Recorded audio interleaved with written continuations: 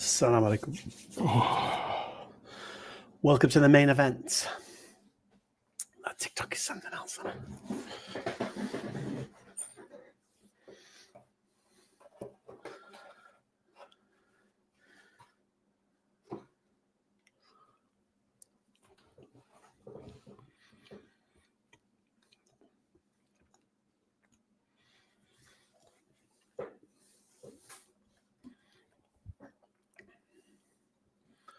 Okay. Well, let me just. I've got TikTok, but they won't be able to come on here. I won't be able to see them either because my other screen's gone now. Let's try. Maybe it might work. Set a break.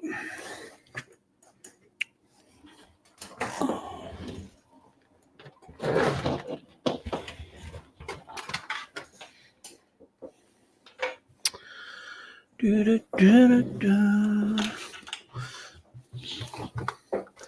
don't think it's going to work though. But we can try. No, it's not going to work, I don't think. It's just the Trini. What's happening, bro? You come to Mark? Don't come to Mark, son. Can I get raided this weekend?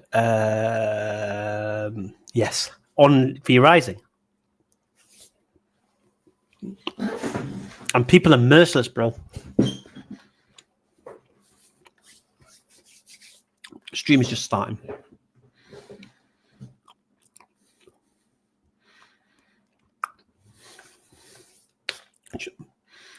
I'll put the link out if you want to jump on, Ijaz.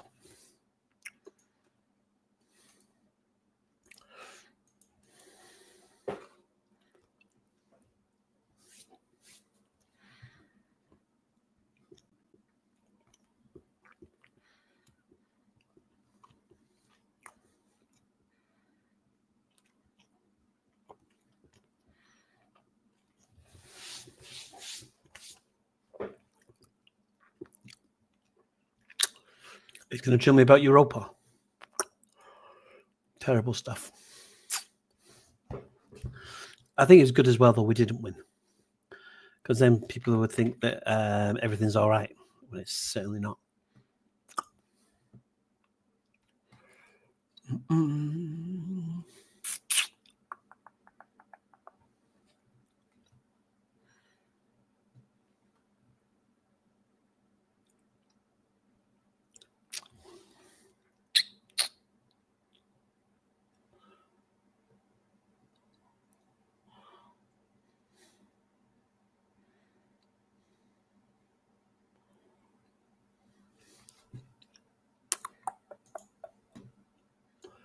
Apparently I sent the wrong link.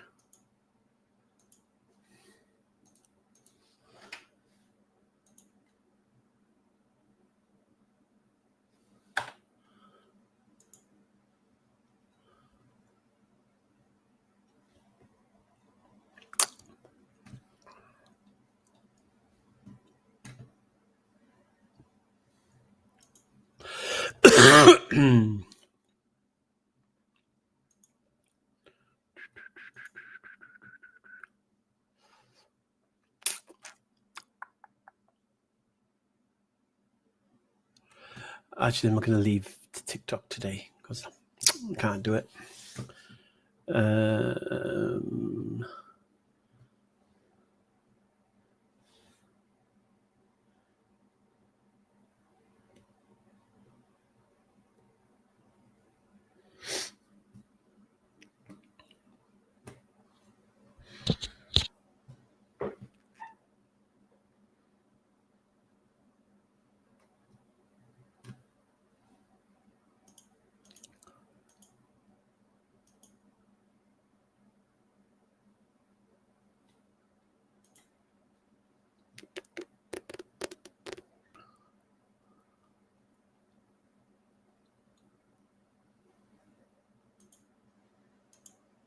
Assalamu alaikum, bro. Assalamualaikum. Can you hear me? Yep, I can hear you. Why have you got a weird YouTube name? Sorry? Why have you got a weird YouTube name? What do you mean? What's weird about it? Kicks Addict. That's not my YouTube name. That's the email. Ah, okay. No, because we get trolls who pretend to be people. You bring them on and then they show porn. You could see my email? I didn't know that. I could see it just says your Kicks Addict authenticated with YouTube. So yeah, that's the email. That's the email connected to my YouTube channel, yeah. How's it going, man? Yeah, alhamdulillah. How are you, my brother? Alhamdulillah. Back again already, man. This doesn't usually happen. Back at it, man. SubhanAllah. I heard you've been teaching Ali Dawa some of your techniques. Yeah, we've been doing some calls here and there. He hopped on a TikTok live with me the other day. It was good, beneficial. Got some practicing. Is that your mic making all that feedback? Yeah, just all right, nice. Metal backs. No worries. Are you actually teaching what you know to the brothers? Because I'd be interested in joining a class if you're doing one. It's I don't know if you call it a class. We just go over. Yeah, that's fine. We go over things. So Jesus being God in the New Testament and how to tackle that with Christian missionaries and stuff. Yeah, because you love the internal critique method, isn't it? Yeah, I do. I don't like to go the your book is corrupted route. It depends. It depends if you've been charitable. Because it's like for me, when you do the internal critique, it's like if a Hindu's trying to convince me that Ganesh had the head of an elephant, and he showed me in his scripture that look, you see, I had the head of an elephant. Yeah, so what? Who cares? Yeah, I mean, I think who cares what your book says? Exactly. Yeah, I think it's a little bit different because we share a tradition with Christians and Jews. So when it comes to their texts, it's a little bit different than it. But I see where you're coming from. Yeah, I don't care what the New Testament says, to be honest. In terms of that, but it's just a different method of critique, I guess, Yeah, no. I really enjoy the way you do it, and again, another thing you different to me is you always give them the reference, isn't it? Yeah. It just pops in the back of my head, man. SubhanAllah. Yeah. Whereas I like to tell them to go do their own homework. Go find it for yourself. They should do their own homework. Yeah, because sure. I always find when you give something, I mean, don't get me wrong, I know you got some really beautiful gotcha moments with it, but usually they try to give some ad hoc response that they've not thought about. Like, for example, I was just chatting to this one Christian now about the fig tree, in the Gospel of Mark. Yeah. And he's already fumbling. He's already trying to say, oh, it's symbolic. No, read the text. There's no symbolic. He's hungry. He didn't know it wasn't the season for figs. He didn't grow any figs on it, demonstrating he didn't have the power and such and such. But because he didn't even know what the fig tree was, he started, I think he started Googling. Just a response on the spot. Yeah. And I hate that. So I'd like people to go and have a look, then come back once you've seen I was right. I want you to have the dawn of realization. That's right. Okay, so welcome to another arena. Hopefully we get some better guests. Although I think you'll have the opposite effect. I think you'll scare them all away. You need to act like hopefully not, man. Yeah, we want their intellectuals. We want their intelligent people to come, man. But they're all running scared. So we do what we do, man. Alhamdulillah. Who do we got today? We got Muslim Cowboys coming on. Yeah, the Muslim Cowboy and Maurice. Nice. Yeah, two great brothers. Yeah. I thought it'd be a nice. I fancied a nice, relaxed one today. And with you here, I can take a little bit of a back seat as well. I'm going to try. I say every week, but I'm going to try to do this today. Alhamdulillah. So we put the link out now. Let's see who comes. So just so people know, this is the arena. This is a place to challenge Islam. So if you're a Christian or an atheist, and you want to challenge the reality of what we say, what we believe Islam to be true and such, you want to challenge the Prophet ﷺ and the Quran to try to demonstrate they're not true, this is the stream for you. Or you could be a Christian who wants to try and show how your belief is true, which would make other beliefs false. I'm going to give Rob MTT a chance. Let's see what nonsense he's come with today. Rob, let me just, before I do it, let me make sure I can You never know with these people. Hey, Rob. salam alaikum. Yeah, how you doing, Rob? How you doing, Hamza? Long time no see. I'm all right, mate. Yeah. Hi, Orthodox Muslim. How's it going, man? How's it going? Are you a Muslim? No, I'm Christian, bro. I'm Christian. No. How's it going, man? Yeah, good. So I came across a hadith recently because I love to look at sunnah.com. I love to look for all the hadiths, and because it gives me such a comedy. But I look for all these hadiths on sunnah.com, and I came across a hadith where Satan went into the masjid and tried to mess up with Muhammad, and Muhammad beat the hell out of Satan and tried to tie him up.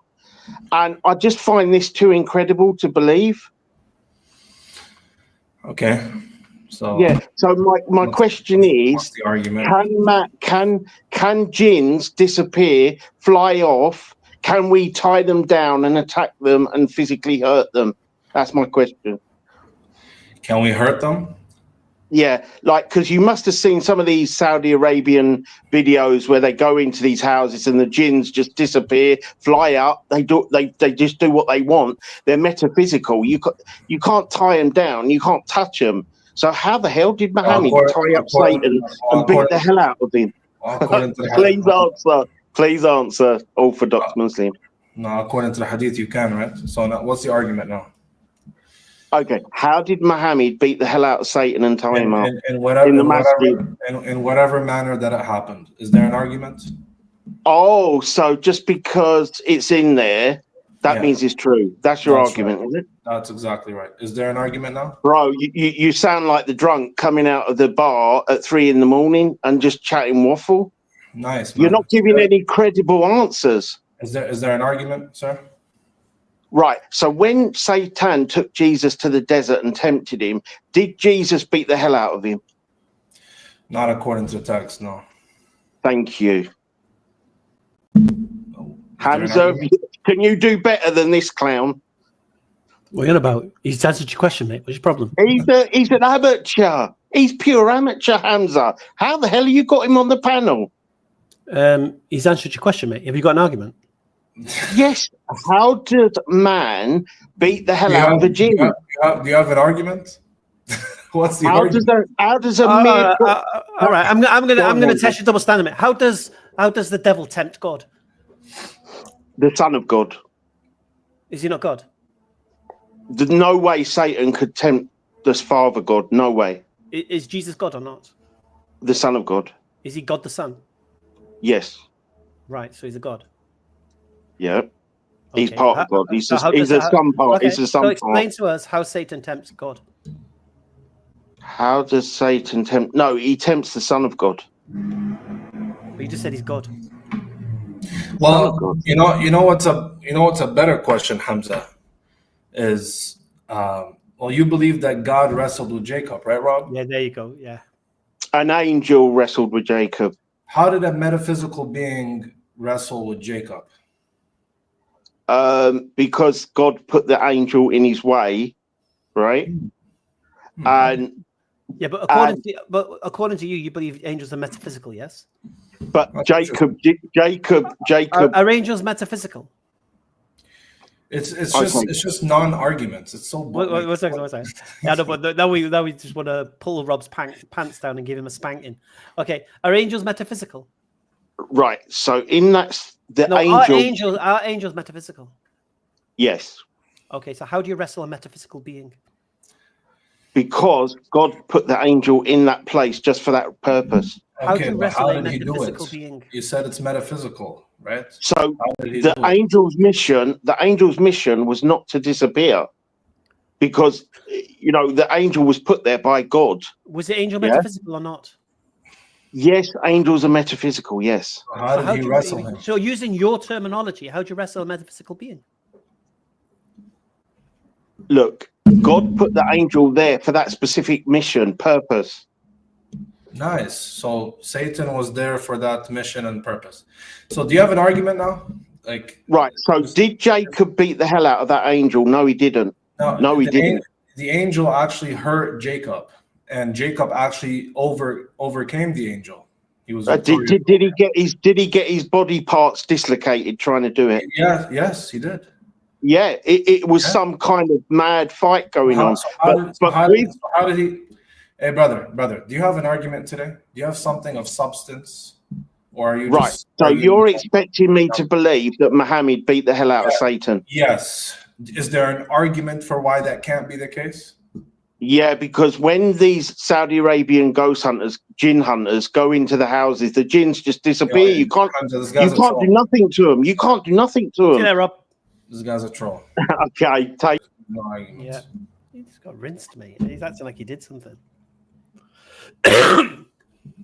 His arguments are so bad, it's unreal. How did Muhammad wrestle Satan? In whatever manner that he did. What's the argument now? Oh, this guy was on TikTok, so I told him to come here. So, yes, mate. Greetings. Yeah, he did. You said you wanted to continue here. Yeah. So make your point again. What you was making. So basically, you was asking about my rationality believing in God. Isn't that right? Yeah, I asked. I don't see any good reason to believe in God. So I already told you I don't care what you believe, didn't I? Sure. Yeah. So I really don't care. I mean, okay. Liviano might care. I don't care. Yeah. That's fine. Seriously, I care. I care if you believe that my position is irrational or not, and you said it's not. So I said, from your perspective, I'm sure it seems rational. Yeah. So what's the argument? That I don't see any reason to think a God exists. For what? Why? Because I observe a natural world in which this God is indistinguishable from a God that doesn't exist.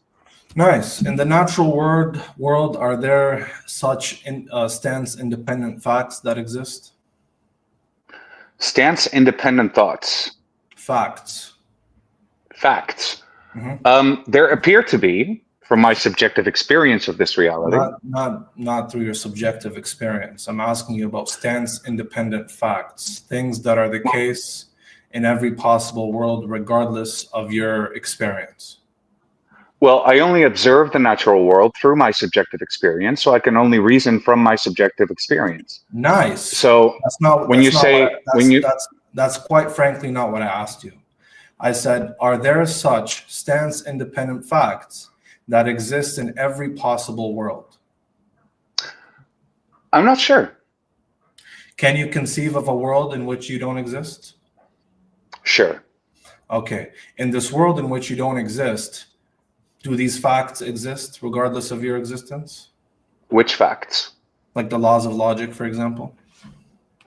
Well, the laws of logic are a descriptive mechanism that we formulated to come to conclusions about the external world. No, we didn't formulate the laws of logic. The laws of logic are the very universal principles that constitute reality as it is. A is A. A cannot be other than A in any other possible world because that's unconceivable. So, sure. I mean, the laws of logic are consistent regardless of an observer. However, we formulated them to describe the natural world around us. Who grounds the laws of logic? Why do you need a who to ground them? Because they're concepts, and concepts are abstract, and abstract things are not concrete. Therefore, they need a grounding for their existence.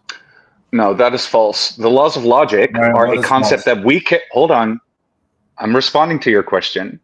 The laws of logic are something we formulated to come to those conclusions. Again, so hold on. I'm answering. Look, I know you want to do your script. I know you want to do a script. I'm responding to your question. Sir, you're not responding to my question. Again, we're talking about stance-independent facts. The laws of logic are not formulated. They're not created. They're abstract, primitive notions. They're a priori. I disagree. They are. Okay.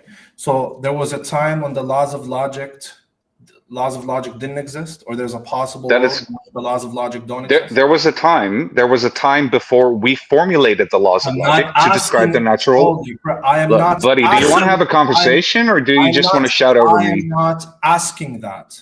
I'm asking, was there a time when the laws of logic in of themselves did not exist? You mean the actual like law of identity? Like we came up with that law we to came up describe with how the natural world works. Good. So right? before we came up with it, did it exist? The laws themselves, no. I would say the function of them did. However, the formulation of them, like putting them into actual language, did not exist. Sir, I'm not asking you that. What's wrong with this guy? I'm not. Why are you getting I'm not buddy, asking you about that. You know what I'm asking. Just relax. Just relax. Okay, you say that one more time, and we're just not going to talk to you. So again, we're not asking you that, and you know what I'm asking you. Answer the question you're asked. I'm not talking about how they're formulated into language. I'm talking about the concept in of itself. Was there a time in which this concept was produced? This concept did not exist before there was a consciousness to form them. So no. Good. Very well. So there was a time when the laws of logic, as we described them, did not exist. Good. Very well. Before any human mind existed, was A identical to A? Sure. You just said before any mind existed, the law of identity did not exist. Yeah, the formulation of them in language. That doesn't mean, not the question. Hold on, just let me respond. Okay. Just because A is A, whether or not there is an observer, doesn't mean that the laws of logic existed. Stop. I am not asking you about the truth bearer. I am not asking you about the truth maker. I'm asking you about the truth value. Did the truth value exist? Sure. Good. Truth values are abstract existences, right? Truth values are abstract existences. Sure, I reckon you could speak of that. Yeah. Good. Before any human mind existed to conceptualize the abstract existence, who or what grounded the abstract existence? That is the truth. Now I have to actually walk back, because for an abstraction you need a mind. Right? I don't think minds existed as we understand them before humans existed. Okay. So who grounded the truth value? Yeah, I don't see why it has to be a who. Because things can be true. Okay, Hold it doesn't on. have to be a who. Things can be real or true regardless of an observer. Okay, so what grounded the truth value? What grounded it? Why do you need a grounding for it? Things are as they are. Oh my God, because you just said, sir, I'm going to remind you that abstract things need a mind to ground them because they're concepts. Yeah. Concepts. And like I said, sir, listen, concepts are conceptualized. A concept cannot exist independent of a mind. Right, So which is why I walked back my response to your earlier question. You told me this concept, this truth value existed before any contingent mind existed. No, I would say because hold on. Yo, do you want to have a conversation, man, or not? Yo, I'm gonna pose the question to you now. So in order for a concept to exist, you already admitted a mind must conceptualize it. What no, mind? I walked back my response to your earlier question. You take it back. I'm sorry? Do you take it back? I don't think concepts existed before human minds existed. Good.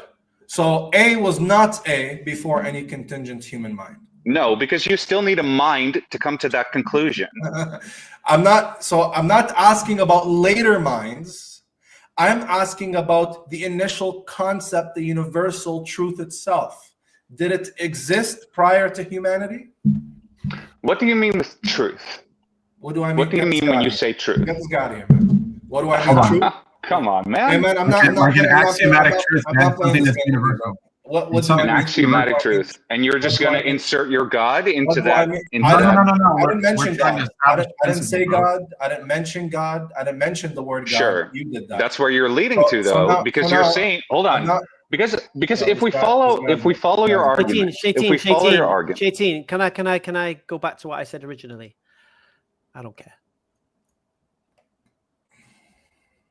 I was curious to see when they start playing semantics. What is word? What does word mean? Okay, get out of here. Giving you the Jordan Peterson. Not doing that with you. Okay, you know what a truth is. This is why I don't care about atheists when they come and say to me, "I don't believe God exists." I don't care. I said, as long as you don't believe that my position to believe in God is irrational, then he said, no, it's rational. So I was like, well, I ain't got a problem then. Just on your way, because you're just pointless, irrelevant, nothing to invite us to, nothing to offer, nothing to give us. How are you, Maurice? Salam alaikum, akhi. Walaikum salam wa rahmatullahi wa barakatuh. I'm doing very well. Sorry, I'm greasing on some chips. That's all right. I'm gonna be greasing on some pizza and chips in a minute. Catching up on satiation, but alhamdulillah, I've been staying busy. Dawah's been going good. Had a couple of shahadas come through. Allahu Akbar. I've been seeing the videos, man. Good production. No way I caught the attention of Big Fish. Never mind. Good stuff, man. You know, I I was saying that, mashallah, it's a real great big pleasure to be on stage with you guys. Feel free to utilize me as fish bait because not at all, bro. Not at all. Okay, let's Poochie. Let's see what Poochie has to say. Just bear me a second. Moro or Poochie, whichever. Hi, what's up? Hi, Dan. Can you hear me? Yeah, I can hear you. Hi, what's up? So I want to discuss about the LPT, if that's okay. Why do you want to discuss that with us? Well, no, that's fine. Before we discuss, the Orthodox Muslim discuss about it. But yeah, what's up? All right, can you hear me, sir? Yes. Before we discuss the LPT, can you show me from the New Testament text that Jesus is God in the Nicene sense? In the Nicene sense, the homoousios with the Father? That's what the Nicene sense is. Okay, yeah, Hebrews 1:3. Yeah, go ahead and read it. I don't have a second device, but give me a second. 1 second. Yeah, Hebrews 1:3 is about the worst passage that you can go to prove Nicene divinity. Yeah. Who being the radiance of his glory and the exact representation of the substance of him, upholding then all things by the word of the power, through of himself the purification of sins, having sat down at the right hand of the majesty on high. Yeah. How does that prove Nicene divinity? Yeah, because he says right here, look, and he said that the exact representation of the substance of him upholding then. So if he's going to have the same substance as the Father... Doesn't say he has the same substance as the Father. Wait, does he... Says he represents... representation of it? Yeah, I'll tell you what the Greek says. The Greek says he... Can you let me finish? Yeah, are you manifesting already, man? Go ahead, man. The Greek says that he represents the hypostasis of God. Mm-hmm. So he's the image of God. He has the exact representation, the substance. Yeah. So he represents God. You got it. Let me. It's a non sequitur that he has the same substance as God. No. And even let me finish, man. You're manifesting. We haven't even started talking, and you're already manifesting, dude. You gotta relax. Yeah. So he represents God, the hypostasis of God. He represents the person of God. He's the image of God. That's exactly what Colossians says. That's exactly what other non-canonical text says about the logos of God, about the wisdom of God, like the wisdom of Solomon. The wisdom of Solomon says the same exact thing. It says the wisdom, the chokmah of God, is the radiance of God's glory and the image of God. We see the same exact language being used here. So it's a non sequitur to say that if the text says he represents the hypostasis of God or is the image of God, it follows that he has the same nature as God. Yeah, I think you're confused because by the hypostasis here presented as Hebrews 1:3 is going to be the same thing as used in the Nicaea, which is going to be making a reference to hypostate, to essence or substance. Let me finish. Thank you. Also, this is evident from Saint Cyril's letters and his writings. When he invokes hypostasis, he either means person, right, as Boethius says, or substance. In this You're not addressing what I said. Because it has nothing to do with the topic. You're not addressing what I said. You're going to Saint Cyril. No, I'm addressing. I said it's a nonsense. How does it? Because you're not addressing what I said. Wait, how does it follow? You when you went on the all right, let me know when you finish, man. Okay. Make sure you address hypostasis, the point. Yeah. So hypostasis, according to Hebrews 1:3, is gonna be making a reference to substance. So, can you define substance for us? Substance. What do you take substance to be? Substance, as Hebrews 1:3 says. Yeah, it just means the being of God here. The being of God. Okay, so if he's the exact representation of the being of God, then if we're gonna be invoking like a equivalence relation, then they're gonna have. There's no equivalent. Hey, stop being a sophist. Where's the equivalence relation? What are you talking about? Where's the equivalence relation? Yeah, under that definition you posited. No. Yes, you said that. The text. Just hold on a second. Where does it say there's an equivalence relation in Hebrews? Yeah, the verse doesn't. Your definition of. So where does it say there's? I'm gonna say it one more time. When Hebrews 1:3 says that the Son represents the Father, the substance. The Son represents the Father. The substance of him. The Son represents the substance of the Father. Okay. How does it follow that there's an equivalence relation between the Son and the Father? Yeah, because under your definition, substance means being. By being, presumably, is this guy okay? You gotta let me speak. Let's try this again. Why are you interrupting? If one represents the substance of God, or God represents God, being the image of God, how does it follow that he has an equivalence relation? Yeah, I'm trying to show that, but you're interrupting. Yeah. So can I speak? Okay, thank you. By substance, under your view, you're defining it as being, and presumably, if we're gonna be using the analytic tradition, it's gonna be making a reference to a set of predicates, making it think what it is. The set of predicates are gonna be what the substance has. So if he's the exact representation of the substance or the predicates, did I say that this is referring to a set of abstract predicates? Wait, I never said it's abstract. What the hell? Yeah. So, anyways, so again, okay, so you're not tracking. So when it says that he represents the substance of God, or he represents the hypostases of God, all it's saying is that he's the image of God. He represents God. No, that he has the same predicate. That's not you're eisegeting in the text. Okay. No, I'm not. I'm using your definition to prove my point. So am I gonna finish? Yeah, go ahead. If you keep interrupting, we're gonna send you packing. Understand? Go ahead. Good. So again, no, we're not going to send him packing. I'm just going to bring up the baseball bat. So again, in Hebrews 1:3, Jesus represents God. This is compatible with Logos theology, okay, and other ancient texts that match this kind of theological stance. When somebody is the radiance of God's glory and God's image, it does not follow that he is God himself.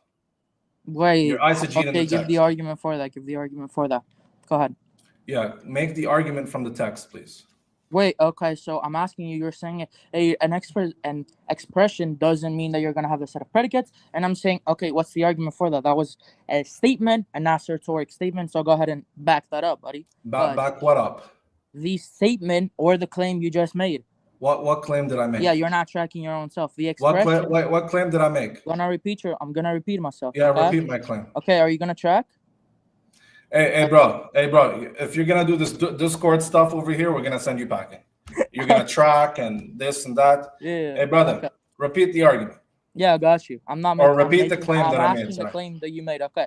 An expression. If someone expresses a thing, then he's not gonna have the set of predicates, right? And I'm asking, what's the argument? If somebody expresses a thing, he's not gonna have the set of predicates. I'll put it in a formal manner. If X expresses Y, X doesn't have the predicates of Y.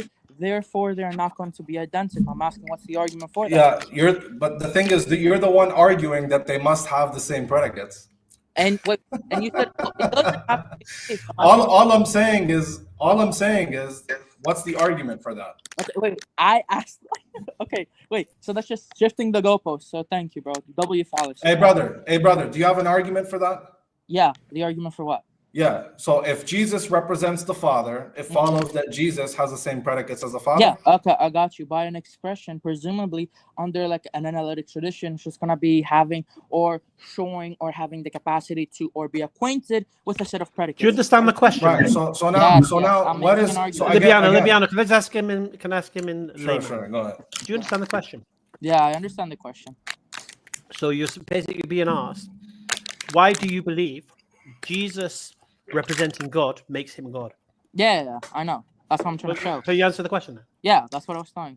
And when you answer it, can you answer it not, and I mean this with all due respect, not like a jackrabbit, but just he's actually trying to be a sophist. It's okay. Coherent I don't know what that means. Because the thing that there's many people that are trying to track you in your speech, and you're using a lot of semantics, such as in the tradition and with the understanding of, so you're putting a lot of conditions to certain words that have very specific definitions. So again, Oh. tell us why you believe Yeah. Jesus representing God makes him God. Yeah, I got you. So by expression, it's gonna be making a reference to something that X is gonna be acquainted with the predicates of Y. And if it's something, just stop, No, stop no, there. no, no, Stop no, I'm not there. getting Stop, interrupted. just stop there. Stop there. It's an you don't want me to give expression. the argument? It's an expression to something that X is appointed with the predicates of Y. No, that's not what I said. You don't even That's exactly understand what you what said. you're. No, You're not I said even. That's pointed. exactly what you said. You I don't even said understand the pointed. things that you're saying. No, I You know don't. what Sir, Bracket, bro? sir, this is. You're saying that if X Mm-hmm. is appointed to represent Y, Acquainted. it follows that X has the same predicates as Y. No, that's not what I'm saying. That's So what you're it not- said. That's Yeah, what you can just you- look, said. Other than interrupt me, listen, okay? Are you Well, gonna we're listen? trying to listen, but then when we're trying to catch you on the words that you're saying, and then you're saying, Yeah, you're but not I'm saying getting what you are interrupted saying. mid-sentence. Like that's pretty rude. I'm not Listen, gonna don't lie. Slow say your stuff. speech. Don't say stuff. When we hold you to account what you say, deny saying it. Okay, so Because that's I'm exactly gonna what you repeat said my word for argument. word, mate. I'm gonna repeat the argument. Okay, All right. if by expression, presumably under my semantics, it's gonna be that X is going to be acquainted with the substance of Y. That's what Hebrews 1:3 says. If he's going to be acquainted with it, then he's gonna have a set of predicates. What's the argument for that? What's the argument for my semantics? No, what's what's the the argument for argument your that if assumption? X? What is the argument that if X is appointed to represent Acquainted. He's saying acquainted. acquainted? You're not tracking. Okay. You don't even know what I'm saying, bro. Yo, what's wrong with this guy? Are you okay? You have Yeah, mental I'm issues okay. You'd still somewhere? have to justify. You'd still have to justify the argument. So you Wait, said I have to justify my X- semantics under your semantics, X is acquainted with what?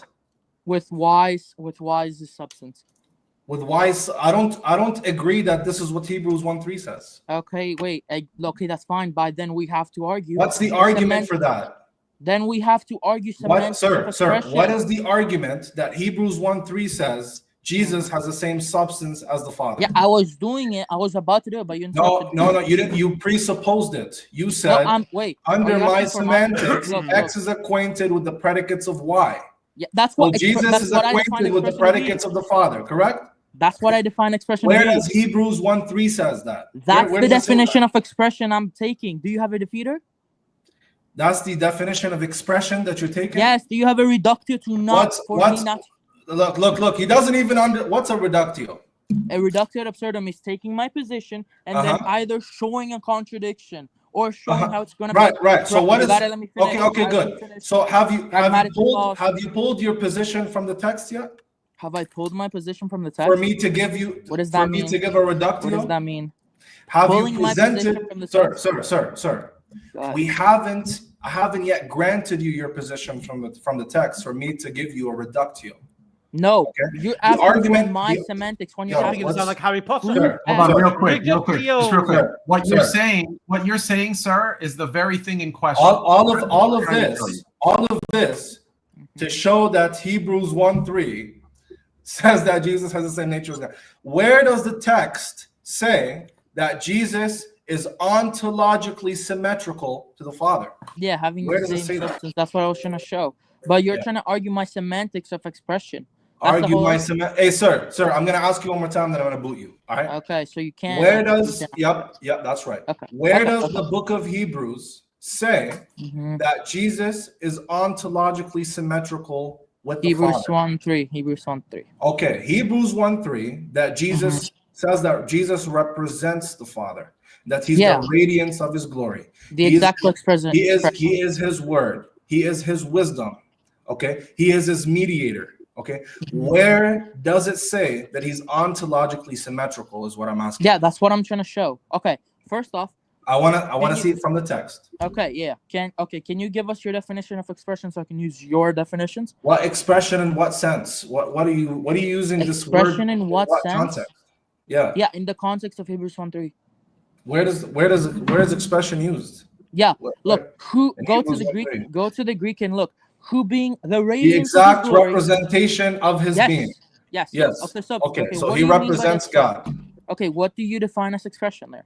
Because I told you what I where mean. is expression being used? What are you talking The about? exact expression. No, it says the exact representation That's of not his what the being. Greek says. Representation, That's man. not what the Look Greek at the says. Greek. Look at the Greek. That's not what the Greek It says says, bro. representation. It's He is character, the bro. exact representation, character. Yeah. He is the That's- exact okay. representation of his being. Yeah. So are you in the Greek? Are you? I'm looking in at the Greek. Character Okay. here. Can I? Here, let's come in. Here we go.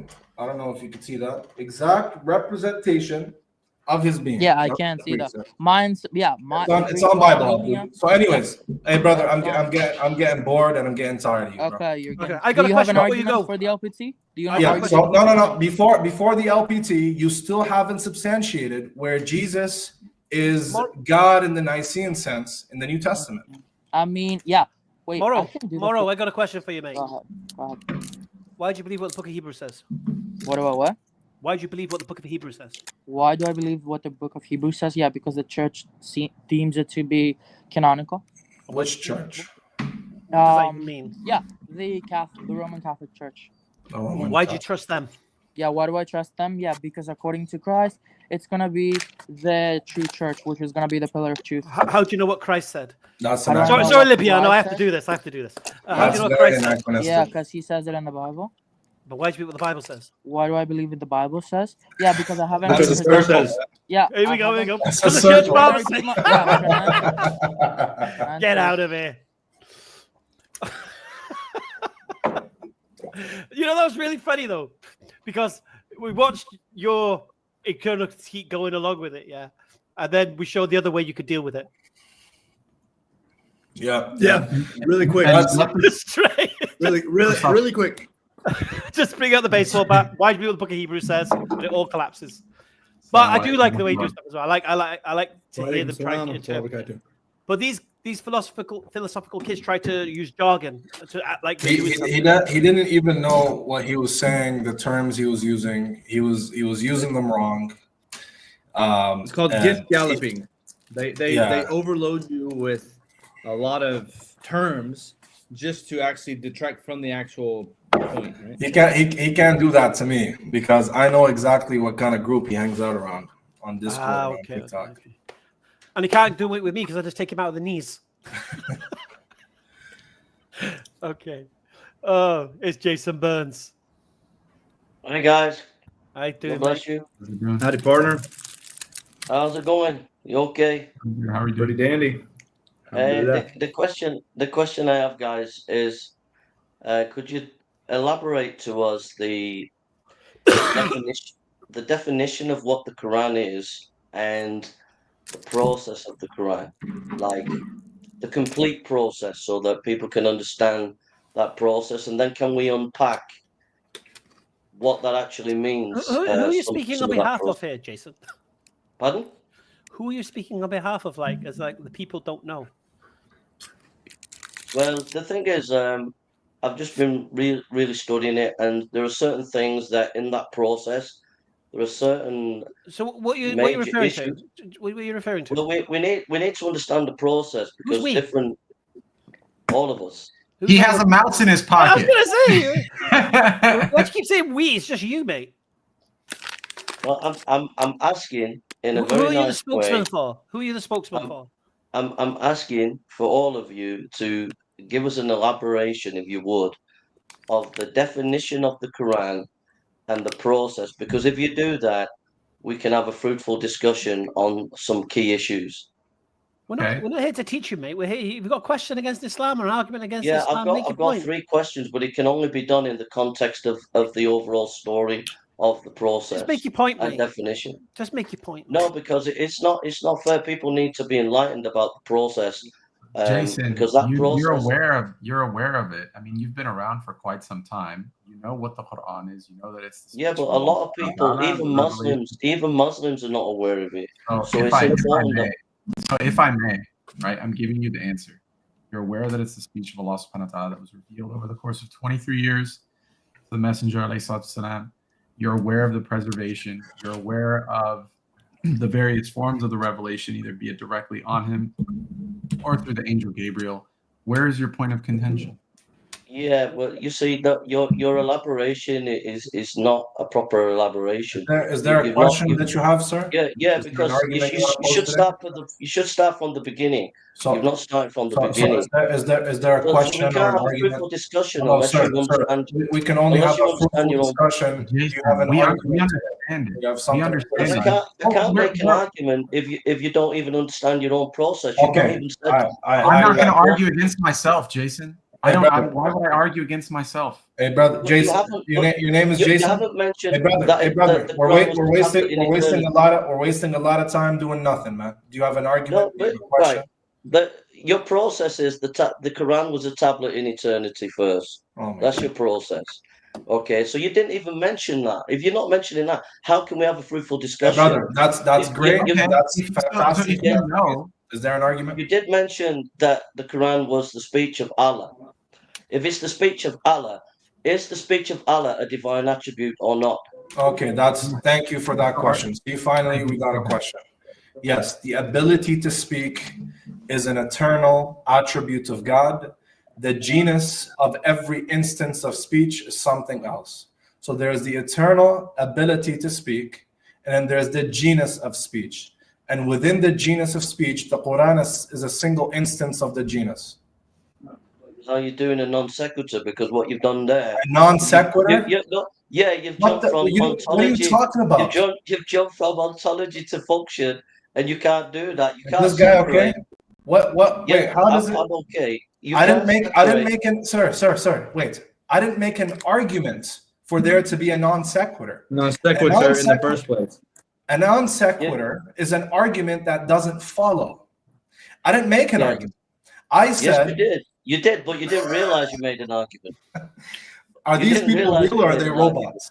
These people You are didn't straight realize robots. you made an argument. Like You moved from stop. ontology. You moved from ontology to function. If Allah's Sir. speech is eternal, then when Real quick, speech came real quick, into Jason. time, Okay, real quick. you now If have an if incarnation. you know, you now have if an you know, incarnation. Sir, Jason, sir. if you know, Maurice, just can I just say something, Maurice, real quick? Again, I'm gonna he repeat put it down to his level because Yes. this is his issue. His Yeah. issue is he's going way above his I speech. got you. I got you. The ability to speak is different than the effect. Okay? The speech itself is the act. Okay? The ability to speak is eternal. The speech itself is the act. The act is temporal and has a beginning, because God is not an eternal radio that's been speaking forever. God has always had the ability. Let me finish, sir. God has had the ability to speak for eternity, but he's actualized his speech at a point in time, meaning he began to speak. With all due he respect, you stopped don't understand. speaking. With all due respect, you don't understand your own theology. Okay, now I don't Okay, understand. Jason, now you're just being disrespectful. Let me put it to him in another way, and if he doesn't understand, Jason, hold on. I'll use the same. Jason, I'll use the same piece. Can I go? I haven't spoken. Can I go? Yasser would disagree. Very briefly.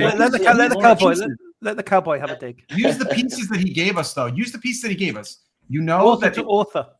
You know that you have the piece of the Lawh al-Mahfuz. Okay, so you have these two pieces. You have the Lawh wal-Qalam.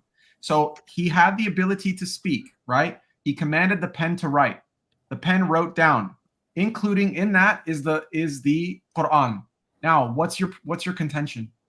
Contention is you two guys. I'm sorry to say, but you've not studied your own faith properly. All right, get this guy out of here, bro. Yeah. Because the theology, the Quran is eternal. It's eternal. Jason. Wait, no, the Quran is not eternal. Just wait, one second. Stop. You telling us that we don't know our tradition. You don't know your own theology. After you don't have, hours on Yasser Qadhi,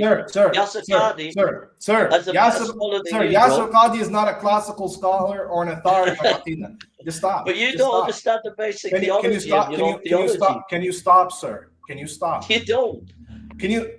Which? If you do, yo, this guy is just not gonna stop. You let me unpack the theology. Let me unpack it for you. Brandon, give your response. Sir, you don't know our classical position. You don't I've know. got it here for you, brother. All right, let me just break this down a second. Okay, Jason. Was the Quran a tablet in eternity? Jason. Was the Quran? Answer. Was the Quran a tablet? No, I'm not going to answer. I'm not going to answer you now. I'm going to ask you a question. Okay, is Yasir Qadhi a classical scholar? Yes or no? Was the Quran an eternal tablet? Yeah. Is Yasir Qadhi a classical scholar? Yes or no? Oh, see ya. Brandon, you say what you were going to say anyway. Just get rid of him. No, I was going to ask him a question. Let's go. That's all good. No. Go on. I want to hear your response. We don't need him here to hear your response, man. Well, so my opinion, it's really simple. Allah is al-Khaliq. Okay. Allah is the creator. This is an eternal attribute of Allah's, but He started creating at a certain point in time. Yeah. Allah is Ar-Rahman. He is eternally attributed to Rahmah and the utmost of mercy, but He was not merciful until He had actually created anything. So His attributes can be eternal without their instance of a'mal being used, coming into effect into a certain period that He chooses from His wisdom, which is He is a Hakim, which is also all of His attributes are eternal. It has nothing to do with whatever stupid point. I don't know. I don't know who He is or. He claims to understand our theological stances, but clearly doesn't understand our theological stances. Opilua Adewale. Yeah, good evening. Good evening. Yeah. I wanted to. Did I say your name well? Did I say it properly? Yeah. Can you? How do you say it? Say your name. Sorry, guys. I'm eating beef jerky. So that's why I'm doing. Okpe. What? Oh, the short form is Okpe. No, but what have you written here though? Okay, Okpe Oluwa Adewale Fashora. Okay. Yeah. So I wanted to ask a question about the Quran being uncreated. Do you have any issues with there being a contingent uncreated thing and a necessary uncreated entity, both existing? Right, can you repeat that one more time? When you say okay, yeah. Do you have any issues with the existence of a contingent uncreated entity and another necessary uncreated entity? What does contingent pick out? Contingent means that it is dependent on some other entity. Yeah, so when it comes to the sifat fa'liya of Allah, they are not essential to the essence. The instances of speech are not essential to the essence. Okay, so let me explain why I'm asking this question. Because if you say, can you just repeat to me? I just want to make sure you understood. What did I say? You said that it's not essential to His essence. What is not? You use a word which I don't know. Yeah, so the actionable attributes of God, as-sifat al-fa'liya, that God actualizes in time, like speaking or creating, and etc. Mm-hmm. These instances, okay, although attributed to God, okay, they are not essential. Okay. Meaning that God didn't have to create, and God didn't have to speak. Okay, I understand. But the issue I have is that when the Quran is described, it's described as something that existed. Sorry? You cut off. When the Quran is described, it is described as something that exists as a tablet in the heavens, has a form, and that form has to be uncreated as well as the Quran, because the Quran is a message, a complete message, not just an action. Yeah, sir, we don't believe the Quran is eternal. So we don't believe that every uncreated thing is eternal. You do understand that, right? Yeah, so if it's uncreated, my question was, are you okay with there existing a contingent uncreated entity, which is the Quran? And in sir, listen to what you're saying, sir. You're conflating. He's not even understanding. He's not understanding it. You're conflating the speech of Allah subhanahu wa ta'ala, the attribute of the ability to speak, with the Quran. You need to not do that. Sorry, no, that's not what I'm doing. Sorry. Sir, what's your name? The Quran. You can just call me Sam. Just call me Sam. Sam the Apilua Adaweli Fasuru. So Sam, Yes. in our theology, Mhm. do we believe the Quran is eternal? Yes. That's what. No, we do Okay. not believe that the Quran is eternal. But do you believe We it's believe, uncreated? yes, Okay. we Can we believe it's focus on uncreated? uncreated and not eternal. It's all right. Can we focus on uncreated? Okay. Does So my uncreated does uncreated entail eternality? No, it wouldn't entail internality. Good. Because internality would be that it's timeless, right? A thing could be everlasting and uncreated. No. You said uncreated is timeless? No. Eternal is timeless, but uncreated could be within time, could be everlasting. So my No, it's question not was, everlasting. It's not Doesn't everlasting. eternal mean that? everlasting means not having an end, but doesn't necessarily mean that it's eternal. Right. Okay. So So to the uncreated question, has not, sorry. A thing being uncreated has nothing to do with whether it ends or it doesn't end. Okay. okay, So okay. the speech, Can I go back the to my acts question? of God are uncreated because they are from His essence. Okay. Okay, and Can I- everything in the essence of God is uncreated. Yeah, Lesbiano, can I please go back to my question? So What did you call me? Sorry, Oh, sorry. Lesbiano, is that your name? you called me You lesbian? should, Is that what I heard? You should ban No, this no. guy because he's disrespectful. No, no, I'm not. I'm not. You're actually. So here's the thing, sir. Please, You I am are. sincere. No, please, No. please, Here's pause. what you are. You're someone who is pause. literally concealing their identity No. and concealing the No, approach. that's not You're true. trying Please- to please trip pause. people up, and we're trying to give you a genuine response. We're No, trying to please, give you a sir. genuine response based on your absolutely abhorrent understanding of what No. our position is and what No. we believe in. Okay. No, I'm sorry. I'm not. Okay. I'm not an imposter or anything. I'm sorry about that. I'm sorry if I mispronounced it. I'm sincerely sorry. It's not about a I'm- mispronunciation. You can pronounce things just fine.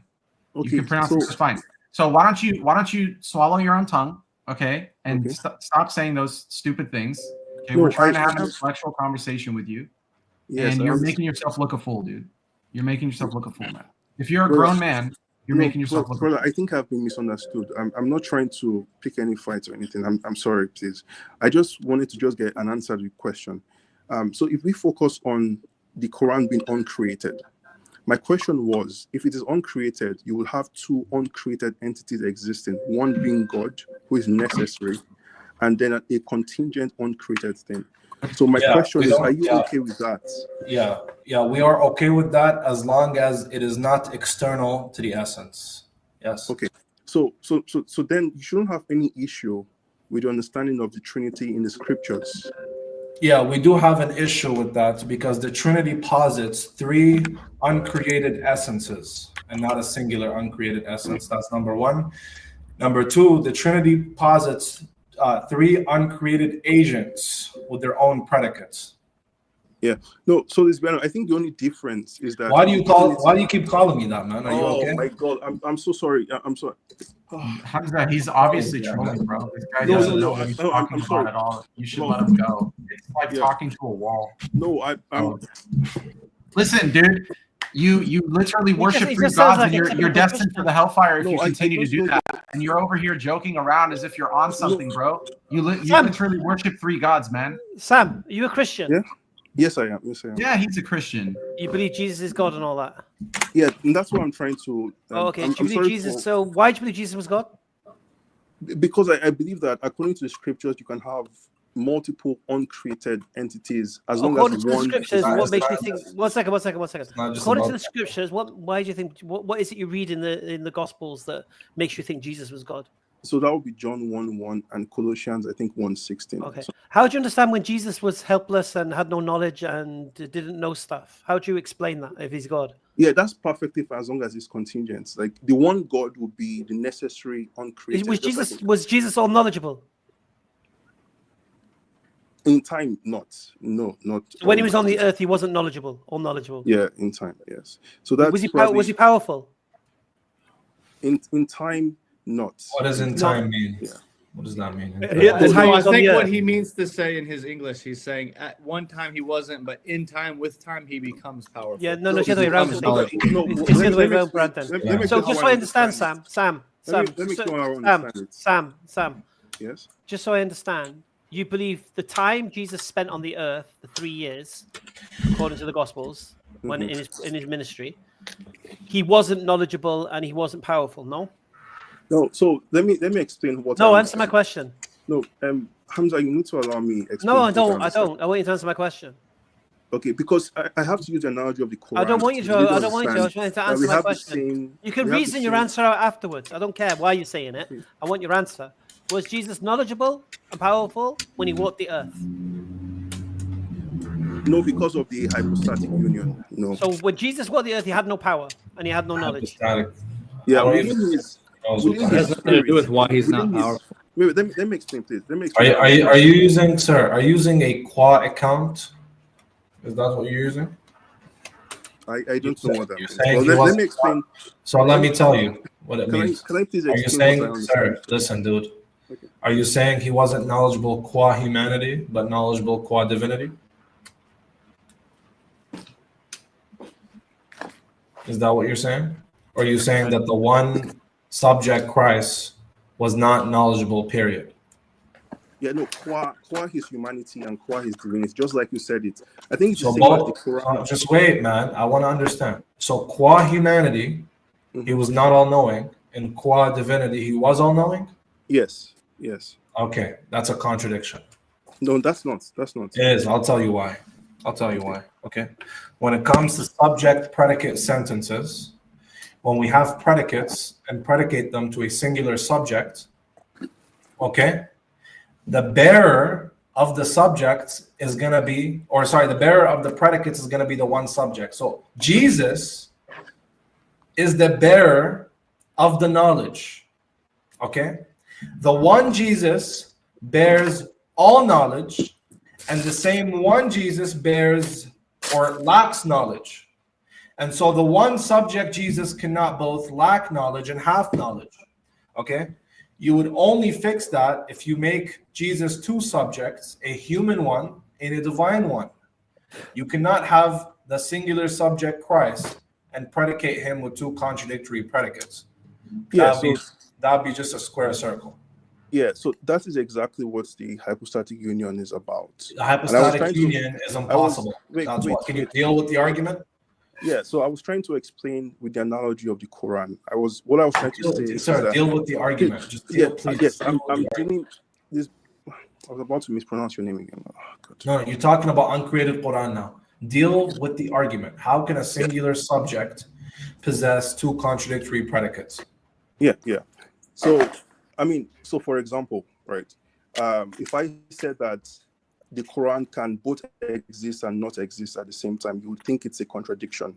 But how I can explain that would be that in time, the physical Quran can be torn, but the eternal Quran still, or the uncreated. There is no eternal Quran. Yo, this is guy. No, uncreated. There is no. Sir. I'm gonna say it again, sir.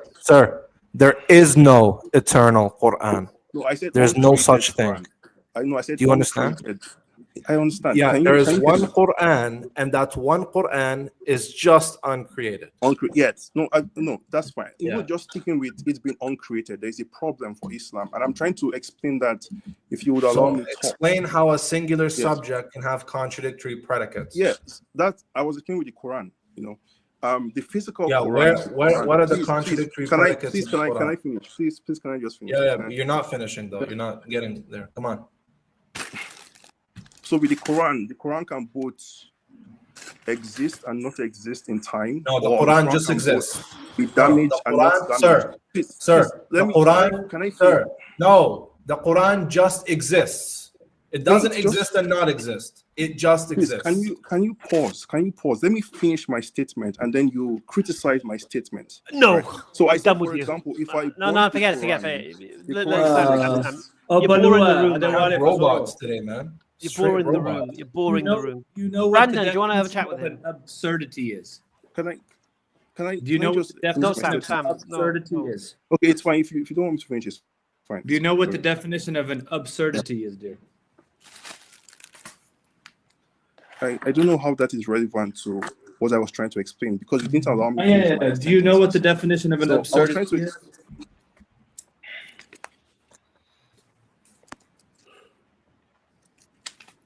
Let me know when I can talk. If you want me to talk, I will talk. But if not, I just asked a question. Do you understand the language that I'm speaking? Do you know what the? It's not relevant to the discussion. If you want to insult me, you can go ahead. It's fine. No. I'm talking about the definition of the concept of what an absurdity is. It's not. This is not an insult. It's insulting to me that I'm sharing a panel with someone who doesn't know what simple definitions of concepts are. Do you know what an absurdity is? If you don't, we can teach you. Just let me know. Oh, I can't be bothered with him anymore. See ya.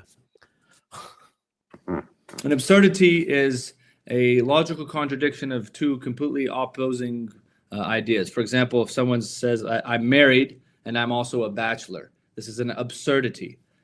This guy just gave us perfect examples of absurdities. And that's really all that we can take from that. Yeah, there's only so much I can take. And then this kind of whinging and whining. If you're going to insult me. What did he keep calling TOM? I don't want to repeat it, but what the funny part is, it's not even an insult. Lesbiano. Wow. Was that just his bad English, though? Wasn't that just his bad English? No, that's not three times over. That's what the fans of the Christian apologists call me. And it's interesting enough, but it actually insinuates you like women. So like, yeah. Well, I actually used to use that when I was a non-Muslim. I would tell people, "Yeah, I'm a lesbian. I love women." Yes, mate. May Allah bless you all with your wives, guys. I mean, I don't know why you've called yourself Christ's son, and then your name on YouTube is Odan Praise. Anyway, yeah, mate. What do you want? Because his ancestors used to worship Odin and Thor, bro. So he's gonna keep the that's going. what it is. Yes, mate. What do you want? We can hear you. We don't need to see you. I can't hear him. I just have an echo. Yeah. No, he's not speaking either. He's not doing anything. I don't know if he realizes he's on. Christ's son. MashaAllah, good to know the Christians now are thinking about Jesus having babies. I'm gonna kick it. I thought that was the whole thing, is Jesus doesn't have children. Well, according to Isaiah 53:7, he has to if he's who they think he is. All right, just kicked him anyway. I think you scared everyone away, to be honest, man. Honestly. We're just getting robots today, man. Just straight robots. No arguments, nothing. And what's with that uncreated Quran today? Is there some on the news about that? Or something? There's some flex going on about this, isn't it? NPCs, bro. Jason coming on with it. This geezer coming on with it.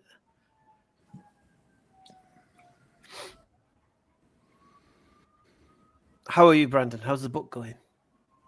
It's okay. I mean, I'm not selling that many copies, alhamdulillah, but as long as mashallah, looky there, jazakallah khair. I'm gonna plug it. Do my own Show us the book. Show us what it's about. I'll read, or actually let Morris read. What do you like so far? To be honest with you, I cracked in about. Just at the beginning portions of. Oh, am I muted or no?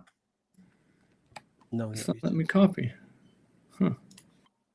Bring it up, Brandon, man. I think so. I'm at the very early stages, and honestly, I take it about, in light of all the other reading that I'm doing, maybe about 2 to 3 pages per day or so. I can't. I'll put it in private chat. Inshallah. Some of the more interesting things that you bring up is in regards to the different sources of the New Testament. As well as like what's kind of taken priority. So you brought in like Q source and how like the canonical stuff was established. I mean, there's good stuff in here, you guys, and it's threaded through obviously your thought process, which I really appreciate. And I think that's something that most literature lacks, right? Like they just give you the kind kind of like the raw facts, whereas it's really palpable, right? It's palpable through like all the ups and downs of what you went through as far as how you reconciled certain things and how you came to your conclusions, you know. But again, I'm not too far deep into it, but it's great so far. I hope you can benefit from some of it. Yeah, the New Testament. It is, alhamdulillah, I tried to, make it as personal as possible because, I'm going from the introduction chapter, which is like pure my experience and my emotions, and then going into, okay, let's take a step back. How did we get here? And this was started with my journey years before, I became Muslim, right? And what was that journey like with the Bible?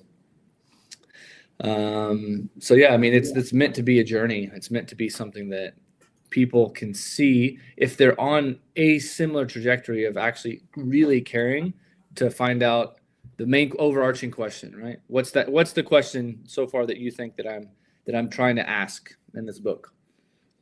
See if I made it clear enough to you. Yeah.